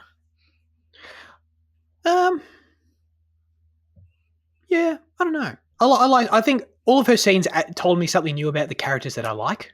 Like that's what they were there for, Yeah. Like she has the conversations obviously with Joel and then Ellie, and then she even gets one with Tommy. Yeah. So like to me, that's what the scenes serve, and I enjoyed them for that. And I like Catherine O'Hara a lot, so I was. Oh, is that her? Dude, hell yeah. Yeah, I was trying to figure out. I was like, I know you. I was like, she had some funny lines too. I thought she had that kind of that sardonic sort of thing going on quite nicely. Really, she's been through the ringer in this world, Although I will say though that scene, that scene with Tommy where they're like at a t-ball game was kind of weird. Yeah. Like just the pristine, like look, like if anyone would have walked past the TV and that scene was on, they would think I was watching like goddamn, I don't even know, like any other like show in a normal world. Mm. You know what I mean? Just like the way that like the whole like there's this pristine looking baseball field, and they're just sitting there having a beer. It was just kind of weird. It had a very felt like The Last of Us. It had a very Wayward Pines kind of feel to it, where like the town is kind of like all pristine, but then like outside the town is like, you know, kind of gone to shit. Sure. It's kind of I don't know, reminded me of that. Yeah, it's like a scene. I don't know. It's like a scene. This probably isn't true at all. Like I'd imagine being in like Friday Night Lights. You know what I mean? They're like just sitting there having a beer by a game. Oh, yeah. It's kind of funny. Yeah. It feels like the scene from A Quiet Place where they're at a baseball game and then the aliens attack. Yeah, honestly, yeah. Well, yeah, the two baseball things. Yeah, absolutely. So I want to talk about the scene that we've alluded to a couple times, and that's the Ellie killing of Owen and Mel. This was another great change, in my opinion, and the scene works a lot better in the show. So, first of all, I'm really excited to see more of Mel and Owen and what these actors can bring to it next season. Yeah. One thing I was thinking, I was like, I do not give a shit about these people at all. I was like, I feel like they're so much more fleshed out in the game. And then I was like, oh wait, that's because I spent another 12 hours in the game on the other side. I was like, yeah, right. That's what all of season 3 is going to be for you. Yeah. So don't worry about that. But yeah, that man. I don't know if a new scene in the show has affected me as much as Ellie being put in the position of needing to cut open Mel's belly to save this baby in time. That was hard to watch. It was pretty traumatizing. That was like traumatizing stuff, man. I don't know. I thought it worked really well. Way more effective than in the game where Ellie, it's like a similar thing. Like Ellie's got him at gunpoint. Owen goes for her and then she shoots out of reflex and then she has to kill Mel out of reflex too. So it's like a similar, it's essentially the same thing, but like this time you get this added scene of like, holy shit, she's got 20 seconds to save this baby and she just can't fucking do it. She chokes, you know? And I just can't imagine being put in a position like that. I would choke too. Dude, can you imagine being put in that position? You got 20 seconds to cut this fucking apocalypse for 19 years, mate. Well, that's the most unbelievable part, yeah. But dude, you got 20 seconds to cut this fucking baby out of me. So I don't know. It was such an interesting dilemma to put the character in, and I thought it was very well executed. I don't know. It affected me personally. And the lady who I'm gonna learn her name better in season 3, who plays Mel, her performance as she's dying was insane. It was fantastic. It's like the biggest impression of performance is left on me for such a little screen time. But again, we'll see more of it. Yeah. None of this is rain for me, to be honest. Like, you didn't like the scene? It's not that I didn't like it. I just think I was very checked out by that point again. Like I just think season 7. I just think episode 7 just fell very flat because I was just very checked out at that point. Nothing that you're saying about the impact resonates slightly. Really? Okay. At all. Like the acting was good. I was like, the situation's fine. But like you calling it traumatizing and like leaving you like in shambles. That's no. No, it didn't work for you. That's fair. Yeah. I thought it was really well done. Yeah. And made me feel things, you know. That's what you want. That's what you want from scenes. Yeah. I get what you mean. Like, I get what you mean in like saying that you would also choke, but like, it kind of made me dislike. Like it's a scene that made me most dislike Ellie. Like I guess this season for not giving it a crack, like just fucking trying. Yeah, it was just kind of like I don't know, transverse. You can just kind of guess that it's crosswise and just like I get that it's more the fact that it's very hard to do, but it just felt like I don't know. It felt like it was like some comic thing, but at the same time, it was kind of like it was a bit frustrating, I guess. But like, I agree with you in that it was the scene that was most effective in like affecting in an affecting way. Even though I wasn't probably as affected by it as you. It was definitely the scene that most hit this season. So yeah. Okay. Yeah. That's good. No, I will say I partially agree in that. Like, I was also like, fucking Ellie, just fucking do it, please, Jesus, just do it.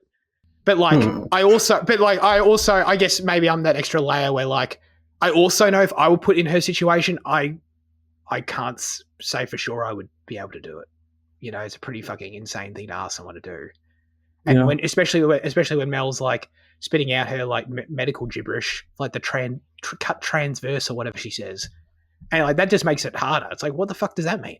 Isn't the worry that you're gonna stab the babe as well? Like 100%. I feel worse if I try and I kill the baby like directly than if I just let it die inside the baby. Yeah, and she says cut deeper than you think. Yeah. It's like, what? It's like, yeah. I don't know, man. I guess so. Mm. But no, like on a raw level, like I think that's also, it is designed also for you to be like, come on, Ellie, just try, you know. And she just can't bring herself to. Yeah. There's a couple other great scenes in this episode, I thought. Did we skip the killing of Manny in the show, by the way? No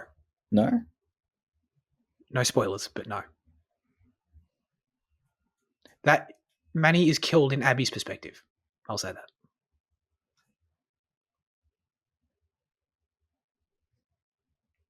Yeah, we don't get much with Manny. Yeah, I'm curious about Manny actually, because Manny, I guess we just spoiled. Oh yeah, no, you're right. Yeah, but like Manny's in the season, but like you don't get much with him at all. And I'm kind of curious because Manny has a very specific, like maybe we'll see it out of this actor, but the guy they cast kind of feels like more kind of like a tough biker sort of vibe than like Manny's a playful character, you know. So like maybe he'll bring it out. I don't know, but like I thought from the very limited glimpse we got, I was like, I don't know if I see this as like the Manny from the game, but like I'll wait it out. That's fine. Anyways, let's talk about Isaac. Oh, dude. Yes, I got him on side, guys. Do you want to know another note I took here? Yes. This is one of the ones I have left. It says Isaac is still fucking awesome. That's what that note says. What a brilliant guy. What a fantastic performance. Jeffrey Wright, man. Like, oh my god. He's just Isaac so is my favorite fascist. He's great. Dude. Isaac. Oh, dude. Love him. Like when we first get him in episode 5 is it in the truck, you're like, oh shit, I'm in for some good stuff here, which is great addition. Like that scene to see him actually defecting to the wolves. Oh, you love that? Yeah. Nice. Talk about. I don't know about enhancing because I quite like learning about him through the journals, to be honest. But once again, that's a game thing. No, don't be shy about enhancing, dude. The thing with the game is that like. Yeah. The thing with the game is that like he's a cool presence, but he's not a character. Like he barely does anything. Yeah. You know what I mean? Like here he's a character, and I can't wait to get more with him as well. Yeah. And like the cut from it, like he's criticizing like the kind of like Fedra's way of like stripping people for rights. Like he's gonna be compassionate, and then he kills them all with a grenade. Like holy shit! It's like that was cold. Yeah, that was great. Yeah. He kills Josh Peck. I'm like, oh my god. And that scene was great. And he explains, obviously, like, it tells you everything you need to know about his motives, about, him explaining why the Fedra used to call the civilians voters, like, ironically, it's like, that's all you need to know, his belief in that. But then, that's the whole irony of the character is that, like, he's not really a guy for democracy in reality, is he? No. So... Yeah, it's all those religious freedom people until people are practicing the wrong religion. It's like it's exactly what Isaac is. It's like hell yeah. Yeah, 100%, I mean not hell yeah, for like for his murders, but like for the betrayal. Yeah, it's the same thing that is recurring in this world is that they overthrow Fedra because they're oppressive, and then those who overthrow them, the replacement is just as oppressive. It's not any different for anyone really. So yeah, he has some really great scenes. That's a great scene. I thought the torture scene was really great too. It's obviously a callback to the game where like his first scene in the game is also him torturing someone, but it's in the game. It's like very brief. Like you basically, because you come in as Abby, it's kind of like he's just sitting there. It's like he's already done it and he just sort of walks out. So like you actually get a full torture scene. So that was his whole monologue about like the kitchen pans or whatever. Yeah, it was good. Jeffrey Wright's is great to watch, man. Yeah, I think he was like the only truly like captivating performance of this season. I mean, there were like individual scenes with other actors, but I think like Jeffrey Wright in general just has like a presence and kind of charisma that other people don't have. That's undeniable, man. Yeah, 100%. The other main scene with him, I guess there's still not actually that much with him, but like the scenes in media, you feel him more than in the game for sure, and we're going to see him more. But the new scene with him that I thought was interesting and as an interesting lead into season 3 was the scene he has with his like lieutenant or whatever in the last episode when they're about to go on a mystery mission, let's say, and he explains how Abby's really important to him. And about how because he sees her as like the WLF's next leader. And that's all new. And I'm like, that's interesting. I'll take that. Yeah. It's obviously meant to serve as a bit of a tease for like, get the audience's gears going of like, where's Abby? Get you just thinking about that a little bit. But yeah, it was just interesting to know how highly he thinks of Abby because I guess you could kind of infer that in the game a little bit, but like it's never said directly that like he prizes her that much, So I like that. I mean, we're speaking about episodes now. Let's just get to the ending. Oh, you mean the failed QuickTime event? The failed quick. I was curious how this is going to work for a TV audience. So obviously, we were talking a lot about in the lead up to this show and this season about how they were going to structure the season, what they were going to make changes and all this sort of shit, and they did make changes. We've talked about some, but overall, broadly, they stuck to it. Really, like they ended halfway through the game. Is what they did right here. I don't know how effective it was. This is the part where I sort of said at the start where like I'm trying to guess how it worked for non-gamers. Because if I was a non-gamer and that was the ending, I'm down. Because Abby's one of my favorite characters. I think her segment of the game is much more story-rich than Ellie's, and I'm very excited to see it. But if I'm a non-gamer and that was my ending, I'd be like, do I really want to wait another 2 years for this? For whatever this is going to be with this new character? You know what I mean? I think the issue as well is that, like, I don't think does the TV audience care enough about Jesse? I was devastated by Jesse's death in the game. I loved him so much. Jesse was one of my favorites. I thought it was fantastic. He was brilliant. In the TV show, he's a great guy. In the TV show, he once again goes back to his relationship with Ellie. Like he's just too paternal, And like I'm like he's not a friend. He's not. There isn't. It doesn't feel like there's a real like life to him beyond him being like kind of like a kind of guide, and like I'm like his death didn't really do much to me. So like, well, I think it would like had he been more of a character, I think it would have been a great place to end it the way that the game kind of punches you in that at that point as well. But I think they kind of fail in a little bit, and like okay. So I think it is a bit of like it's like that's not overly memorable. Like Abby showing up is memorable, but like the punch just before it isn't, Yeah. What do you think of that, Fitzy? Did Jesse's death impact you? What do you think of him? Yeah, I did. Like, I resonate with what Jaden's saying, with like him just feeling much more like a friend and kind of even just like a more central character in the game. He does feel a bit too, not only paternal, but just kind of like dismissive here and kind of just, like a little bit full of himself, I guess, in this season. Like a little bit too noble, I guess. But yeah. It still kind of hit me because I just kind of, I didn't forget, but like, I kind of, I half forgot, that he actually died here. Yeah. So, yeah, I think it half worked, I guess. I don't know. I'm probably like halfway between you. That's pretty usual, but yeah, I think the same was still effective though. Like I think if you were sold on Jesse, like that, this scene would still kind of function. It's pretty similar, so there's no reason why it shouldn't, I guess. Yeah. No, yeah, the scene's basically the same. It really is just in the build up for Jesse and how if you connect with him beforehand, like you said, yeah. I mean, for me, like multiple times earlier in the episode, Jesse calls out, "I cannot fucking die because I'm going to be a dad." He says it like twice, I think.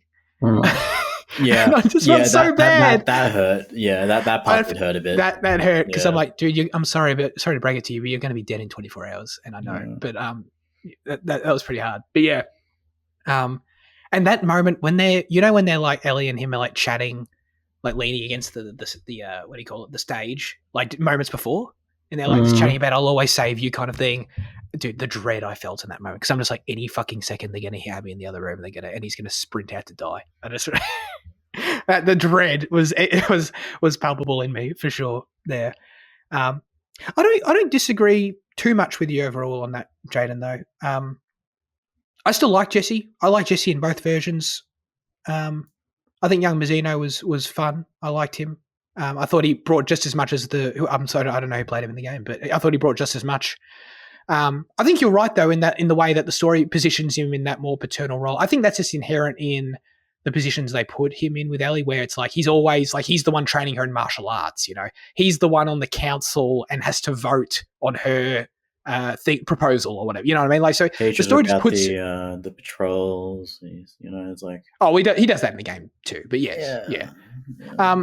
So like, and I also don't think like he gets a very similar amount of screen time. So like, I don't really think it's I don't think it's any for lack of effort. I guess it's just the positions that they choose to put him in these scenes is kind of one of like him being on a higher level of Ellie in the community and in life and experience and all that kind of thing. Yeah, it does play out a bit more here, as opposed to in the game they feel more like a bit more like equals. Yeah. But then I also understand, like you obviously understand that they want to teach Ellie martial arts to justify how she's able to get out of some of these situations, because obviously if you were to analyze the game in any realistic way, there's no fucking way that Ellie would be able to do anything she's doing. You know what I mean? So like, I understand they want to try and motivate her a little bit, but I don't know, maybe Jessie didn't have to be the person teaching her. You want to show her learning martial arts to never use it. And, it's like... Don't remember, Jane, she used it when she choked out that guy in the TV station. Don't forget. Oh, that one guy. That one guy. Why didn't she try and use some martial arts against like Owen, for example? I don't know. Against Owen? How was she going to do that? The range they're at. Yeah. No, but like that is a perfect example of something not just there. As I sort of said earlier, there is something about the gameplay experience, being in the world, doing all these things as the characters, going through these extended combat sequences that just change the entire experience and your investment in it. That's never going to change, and that is just sort of you just can't really define that. It just sort of is what it is. You have to experience both and know the difference. But in trying to come up with a specific example to demonstrate that, the TV station is a perfect example where they get there, the wolves come in, and like get the whole thing with Deli, I gave them a couple names. So I gave them two different couple names, where Ellie and Dina are like crouched and trying to stealth around them, and then like they escape by like choking the one guy and run. The scene's kind of awkward in the show, right? Yeah. But it's like that is a perfect example where it's like, because it's trying to translate something that in the game is really fucking cool, and it is a cool one of 100 cool encounters in the game that you have because it's just regular part of the gameplay. When you try and translate that, it's just kind of like Ellie has to do this weird martial arts trick that they had to set up earlier. You know what I mean? It just even the reveal of like the hanging bodies, like there just wasn't the same dread that you experience in the game because like you're right, it's about the build up of getting in there and the mystery of getting in there, and then the reveal. You're like, what the fuck? Yeah, because you spent like there's so 2 much hours to get trying to to get there. Yeah. That's and I noted down that one as well. I was like, it just feels so weak. I'm like, well, I wonder if it was fresh, how it would feel.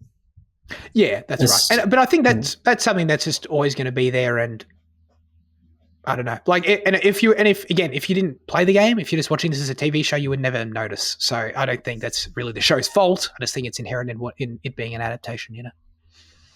It's the same with them saying like the Seraphite bodies or whatever. I don't know. Is it Seraphite? It's like I don't know. Like when Dina and Ellie see those bodies, and it's like feel her wrath, her bitch, and it's kind of like it doesn't really hit that hard. And then you have kind of Dina's confession, which is also that was kind of really weak as well. Just because it comes after such a moment that's like so kind of ineffective, I guess, because of what you're talking about. Yeah, you're right. When it's kind of just a standard scene where they just walk through and see it, it's like, oh yeah, whatever. So you fell for Dana quite a bit in the show. Like, would you say you're as attached to her in the show as you are in the game? Like more so, less so, or like about the same? Actual investment in the character the same. Interesting. Yeah. What you aren't as much? No, nowhere near really. Really? Okay. Yeah. Like I chalk that kind of down to just once again time spent. But like I'm surprised that it was not surprised, but like I guess I am surprised like how effective she was for you. I thought Isabella was really cute, but like yes, but also like I thought her performance was charming, like as the character. You know what I mean? You know what I'm saying? There's no way I can say this without sounding all over, obviously. Yeah, I think what I mean. I think her voice was really good. Yeah, exactly. Oh man. Jesus Christ. Okay. Are there any big things we haven't talked about yet? Big things.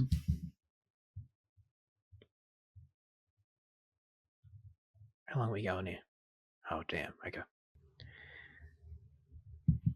No, I think I don't know what happened in episode 5. What was that? Oh, that was Isaac's episode. Yeah. Episode 5. Was it? That was his introduction. Yeah. Wasn't it? Or was it episode? It wasn't episode 4. No, I think you might be right. Yeah. Yeah, I think you might be right. I can't really remember. Oh no, it wasn't. No, that was episode 4. Episode 5 opened with the scene at the hospital where you get like the scene with the WLF military at the hospital where the spores are introduced. Oh yes, actually, yeah. Oh well, I guess that's kind of a big thing is that like the show is finally acknowledging airborne spores, airborne cordyceps. Yeah, yeah. Then I guess they decided that you can act with a mask on. Well, they only did it so then they can have the scene later in that episode where Ellie walks through there and Nora sees that she's immune. That's the only. They need that. They need Nora to see that she's immune for the scene to make sense. And then for Ellie to learn that who these people are, that they're fireflies, you know. Because up until that point, she's got no idea who these people are, like why they killed Joel.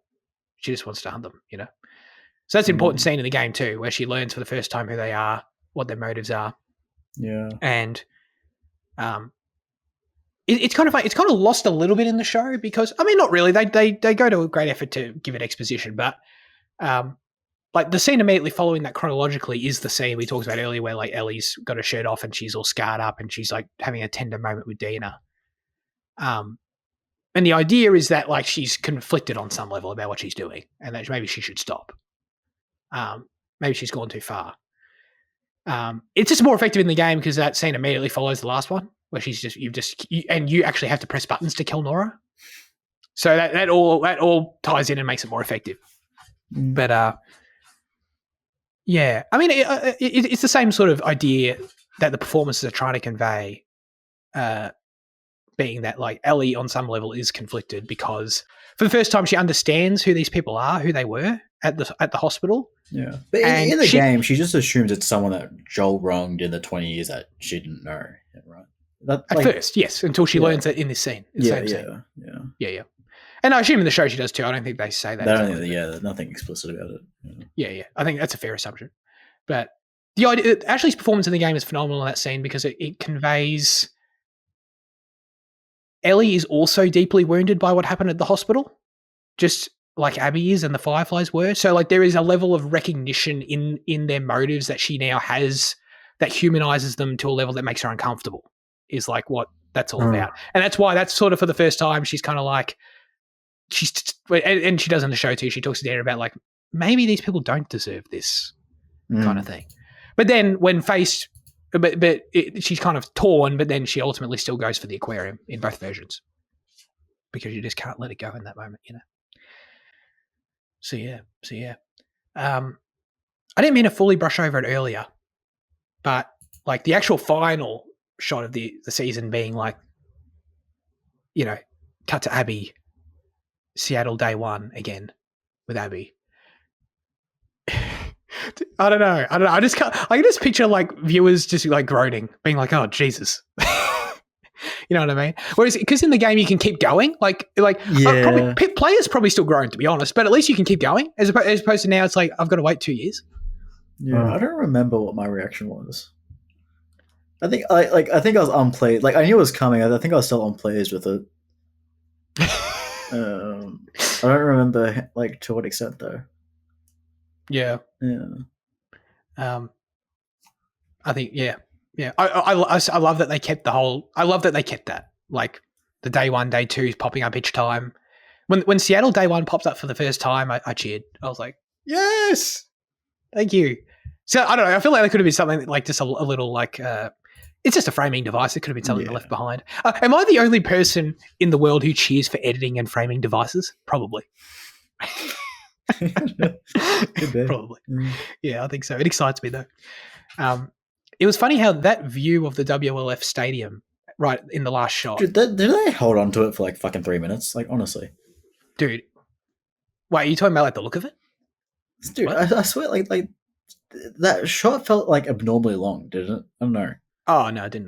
No, really? That. Okay, I just like you just wanted it to be over so bad. That view of the stadium is like literally identical to the game. To the point where it looks like they straight up lifted it from the engine. Because I thought it looked notably like kind of CGI. Oh yeah, but for the show standards as well, I thought it looked like notably like kind of bad. Not bad. I don't want to say bad, but it looked. Well, that I was going to say like my only real like production criticism of this season is that there is some pretty bad green screen at times.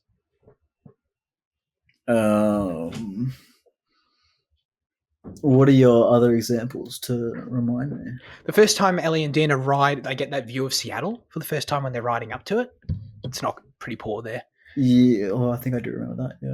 Yeah.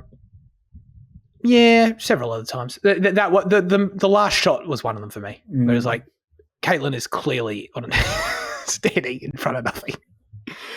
It was nothing. It honestly didn't take me out of it. I just noticed it a little bit. It didn't quite live up to the rest of the production, in my opinion. I did have like one last general one about like feeling like Dana's mischaracterized, but like I feel like we've spoken about Dana enough that we can talk about Dana more. I'm more than happy to.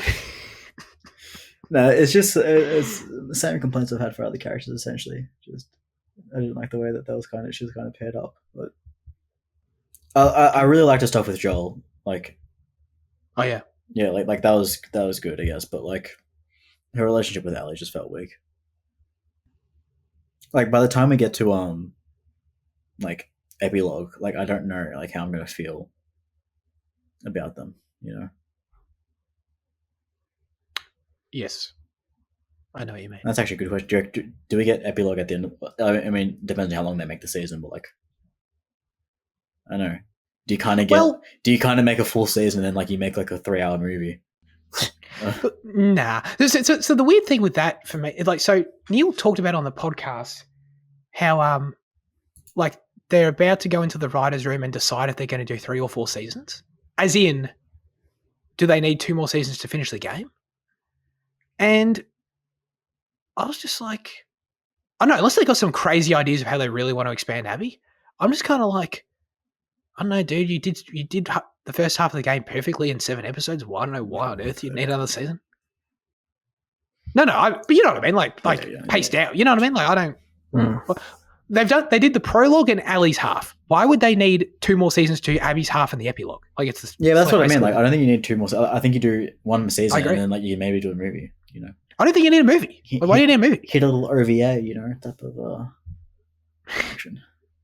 I don't know. I don't think you need a movie at all. I think, this season was also, you know. this season was also shorter. So, like, if you really need, just add 2 more episodes to the season. Yeah. And I don't even necessarily think you need that, but like, if you think you need it, then do that. You know, like depending on how much do you want to. When does Abby get to know those other 2 characters? Is that day 1, day 2? Day 1. She meets them the night of day 1. The night of day 1. Yeah. I feel like if you want to spend time and ensure that they actually get to be people, you know. Well, hang on. But like they're just new characters like anyone else was a new character this season, like Dina and Jesse. Yeah, they did a bad job. Well, okay, but the point is though, do you think they need more time to make it better, or did you not like the choices they made? I think time would have helped the choices they made. So you would have preferred a longer season? Yeah, 7 episode season's so wank, man. Like that. Give me 8 or 10. Okay. Fair enough. I thought it was pretty much perfectly paced out with the game. So I don't know. This is why I kind of think like the talk of a season 4 is kind of whack to me, but like I don't know. Yeah, season 4 is definitely too much. I'll agree to that.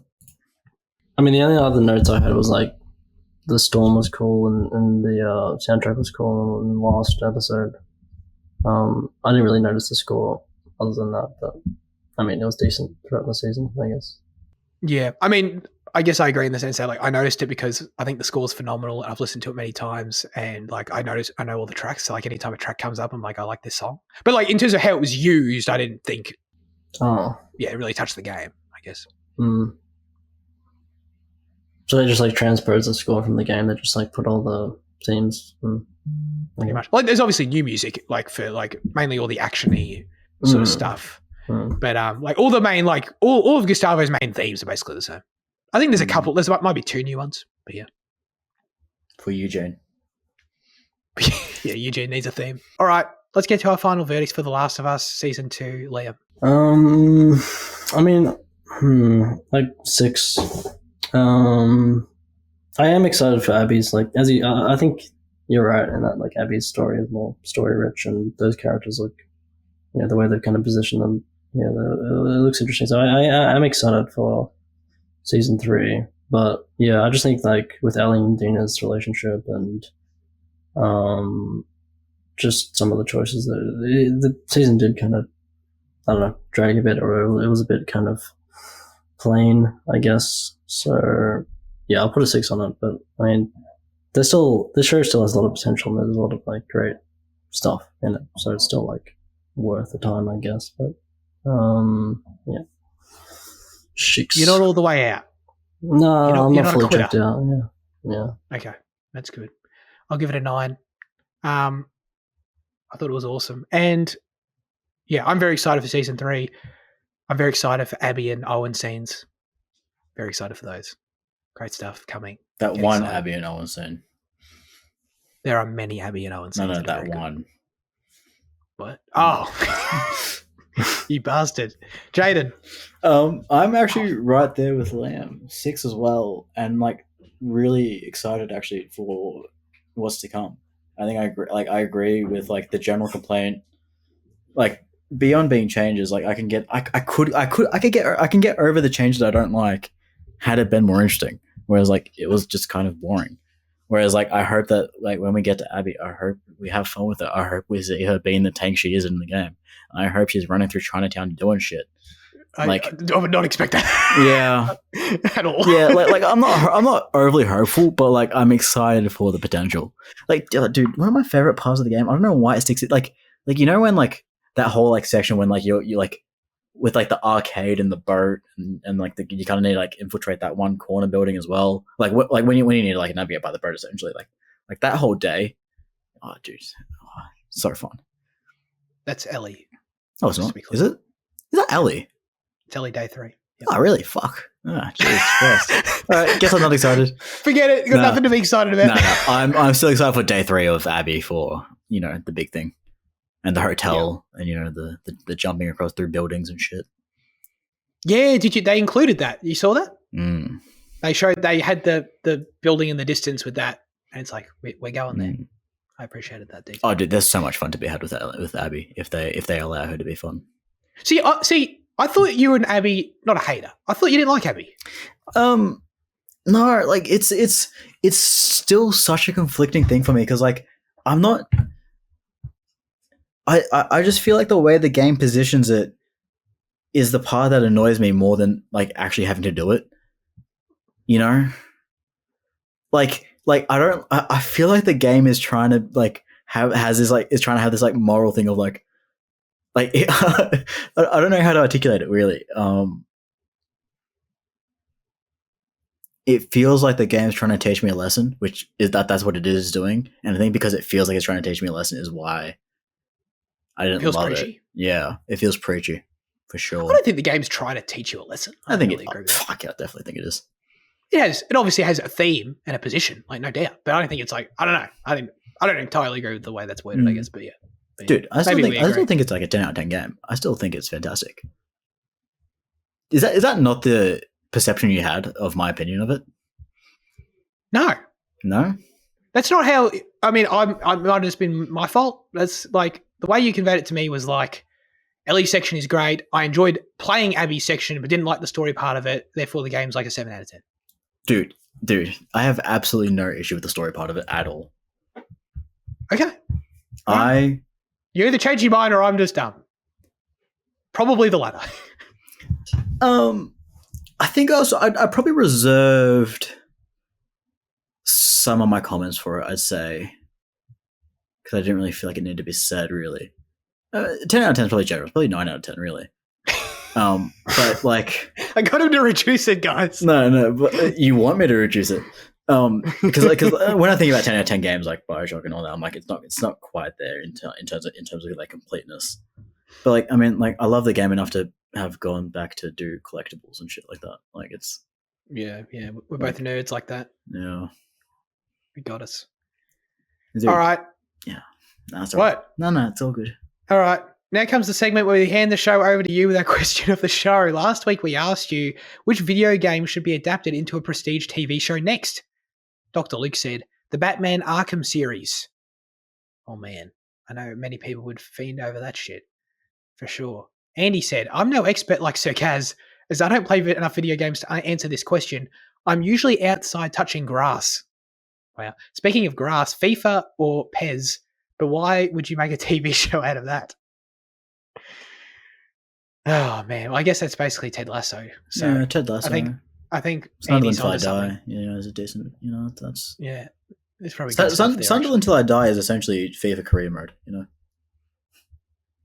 I haven't heard of that show for sure. Oh, haven't you? It is fantastic. You'll really like season 2 because it gets into like the business of it. So it's like about is it like this? You follow this one player, this protagonist who's like coming up. It's a documentary. It's about this. It's about a football. It's about a football team that got like double relegated. Doesn't it follow? It follows like the managers more, doesn't it? Season 2 definitely follows the owner like a lot closer.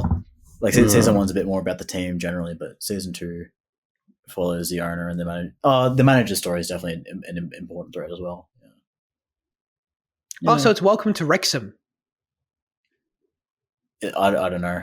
I don't watch that. I thought that would piss you off. Sorry. Yeah, my bad.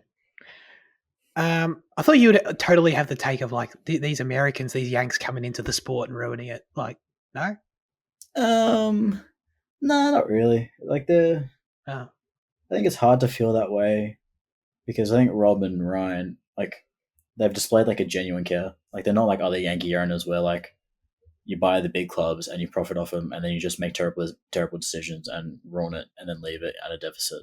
Like Rob and Ryan have really come in. They've bought a fucking 8th tier division team or whatever it was, 6, 7, and like yeah, I'm not going to complain about them at all, really.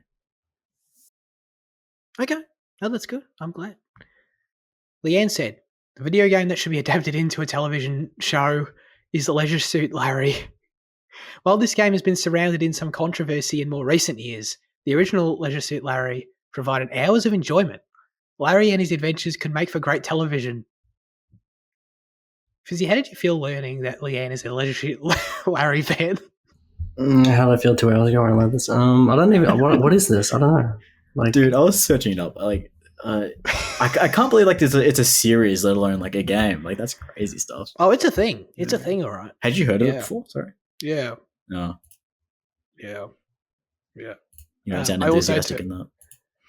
No, I don't know. It is what it is. It's a funny answer. I appreciate the answer from Leanne for sure. I personally probably wouldn't watch the series, but I don't know. Maybe it's one of those things that gets like adapted into HBO and like it's like incredible, apparently, or whatever. I don't know. It's like as good as The Last of Us season 2, and I'm like, holy shit, you know. All right. Our answers. The second this question was proposed, I think I proposed it. I don't know. It's late. This is the most obvious answer in the world, and it's Red Dead Redemption. It should be a HBO series. It'd be the best series ever. It's such a fucking no-brainer. Make it happen. But isn't Stars doing all the Western content? Don't you want them to do Stars? Like what? I don't know. It's one of those stand channels because with like all like the what was that, Horizon? Oh, Kevin Costner film. Yeah, sure. Yeah. All right. Yeah, that was on Stand. Yeah. Yeah, top that, Fools. Top it. Well, I think Red Dead would probably be a good one because like Red Dead gameplay is dog shit. So like when you remove that, you do get like you get a better product. So. Oh yeah, for sure. I'd like to see The Last of Us Part 2 get adapted into a great game. I hate that you stole my like I've been sitting on that joke for like a week, and you made a comment like 2 minutes ago, and I was like, you just fucking undercut it. Like I was like, oh well. I don't know. Like BioShock, I don't think I'd ever want to see turned into a TV show because I'd be worried I'd feel the same way I do about The Last of Us TV show. Isn't it in development at Netflix, or was that one of the ones that was cancelled? It definitely was at some point. Who the fuck knows? I think it was. Like once again, I think it's time that you spend in the game that kind of helps so much of it. It's the atmosphere and the tension that I don't think you really get the same atmosphere if you're not playing in that first person perspective. And I think that like I think so much of the game hinges on that kind of relationship with like the voiceless kind of guy that comes through comm to help you. And I don't know how they would go. I don't know if they'd adapt that. I think I'd be most worried that they change that, and thereby changing the entire thing that is BioShock. So as much as I love it, and will say it's my favorite game, like I would never want to see it adapted, really. Jaden, but that's not the question. Francis Lawrence said 1 month ago, because he's attached to direct it, and he said 1 month ago it's still in development and we're in a pretty good place with it. It's a Netflix movie. Is that the Hunger Games guy? It is the Hunger Games guy. Yeah. If it, that devastates me. That the Hunger Games guy is doing BioShock. Oh, he's good. What do you mean? He's fine, but you look at these movies: Red Sparrow, Hunger Games, Constantine. Okay, Hunger Games, I Am Legend. Like none of this is BioShock. Oh, okay. Yeah. That's fair. Yeah. But in terms of something I would want to see adapted, honestly, Battlefield 1. Wow, what an answer. Yeah. I think those 5 stories you get, make them 5, 80-minute fucking episodes. Holy shit. It's like small acts. Yeah, holy shit. You get some good stuff out of that. Wow, okay. Huh. I like that. I feel like World War I's a bit underrepresented in like non-Australian country culture. Non-Australian, yes, for sure. Even though, isn't one of them Australian? Yeah, one of them is. Get rid of that one. No, you can't. I'll watch Gallipoli like any number of times, really. Sure. Yeah, we have to. We're basically obliged to. Mm. Fitzy, what do you reckon? Can you top my answer? I think Fall Guys Ultimate Knockout wouldn't be bad as a movie, as a what's that show? Fuck, what's that show where you like Squid Game? Where the guys like jump on the balls and they have to like run to the end. Like Wipeout, yeah, like a Wipeout. No, but I don't know, because like there's some games like Jaden's kind of, it's in the same vein where they have like great worlds and great stories, but it's just like the visual and aesthetics of the world are so specific to gaming that it's hard to translate. Like Undertale or like Disco Elysium has a really rich world, but I don't really know how you would make that into a movie. So yeah, I don't know. I didn't really dig deep enough to like find one with a great story. Justice League Heroes is kind of, that looks kind of fun. I feel like you can make there's probably already a comic book you could. It was like a PS2 game I played. You play as like all the Justice League characters, and I think it's against Doom or what's it? The spiny guy. I don't know. They can make a movie out of that, surely. They probably have made like 3 already. Yeah. Oh yeah, that's true. Yeah, animated ones. Yeah. Who knows? Yeah. What's like the deepest cut that you think would make a great TV show? Oh man, because I mean, Liam's is a very deep cut. Like, let's be honest. Sure. Deep cut.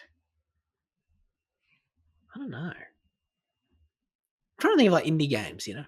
There's this one DS game I played called Custom Robo Arena. It's kind of like JRPG type things. All right. I think it'd make a great anime. Actually, in saying that, there probably is already an anime of it. It's probably inspired by an anime. Yeah, let me quickly search that. Oh god. Yeah, I don't know. There's so many, like most indie games, because they don't have the production values. They're like great experiences so inherent to gaming. What's the point of translating it? Sure. Like the best games for adaptation are like ones like these where they've got high production values, casts, cutscenes, all this kind of stuff that fully 3-dimensional characters and worlds. You know what I mean? Yeah, they kind of make the most sense. Do you like my Red Dead Redemption answer though, Liam? Would you watch HBO? Oh yeah, Red Dead of course. Redemption? Yeah. Oh hell yeah, that'd be awesome. That would be awesome. It would be your cast and your choices. Actually, you'd need time to consider that, but I don't know.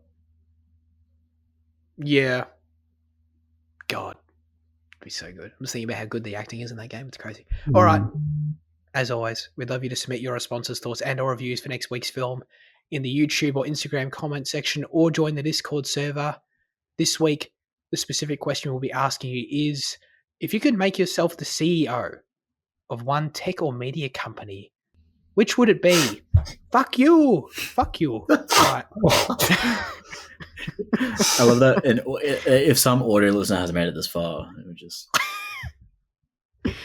Mate, give me a break. It's past 10:30. It's past my bedtime. All right. We got a poll still. Holy crap. We got a poll announcement. Before we go, there'll be an Instagram poll in a few days or whatever. So Jan and Liam are nominating films. Liam, you're going first. I remembered. My film is DD from last year, from 2024. It's on Netflix. It's set in 2008. Dark Knight.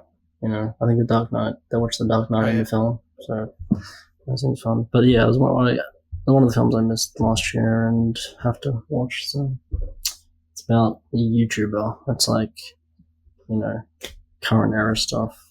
Young filmmakers. That's fun. Wow. That's good. I respect that you're still trying to watch 2024 films that you didn't give up already. That's respect right there. I'm kind of forcing myself to, you know, if this wins. It's like I might not watch it, but like if they didn't win, so I'm like, it's a way to force myself. Right. Yeah. No, I respect that. Yeah, I think I gave up on that film. It's But faded into if it wins, irrelevance for me. Yeah. Yeah, You might have resurrected it. Yeah. Do I go with my funny one? Come on, you may as well. What is it? I'm going to do a 2024 film as well. My film is Rebel Moon Director's Cut Part 1. You fuck! Oh, you piece of fuck! Oh man, come on! This is a Blood Chalice or some shit like that. Trial of Fire. Mythic Quest. I don't know, some subtitle. But the director's cut of Rebel Moon. Dude, I've already watched like 2.5 hours of this. I got to do it again. No, that means you only have to finish off an hour of it. You know. No, I can't fucking remember. I need to rewatch it. Oh fuck. Yeah. God. Hopefully. No, dude, that's gonna win. Well, you can't do that. That's gonna win. You know that's gonna win. I'm happy to concede if you don't want me to say that one. Oh, all right, look, I don't want to be. I got my bid out. I'll nominate Ash 2025. It's a film on Prime.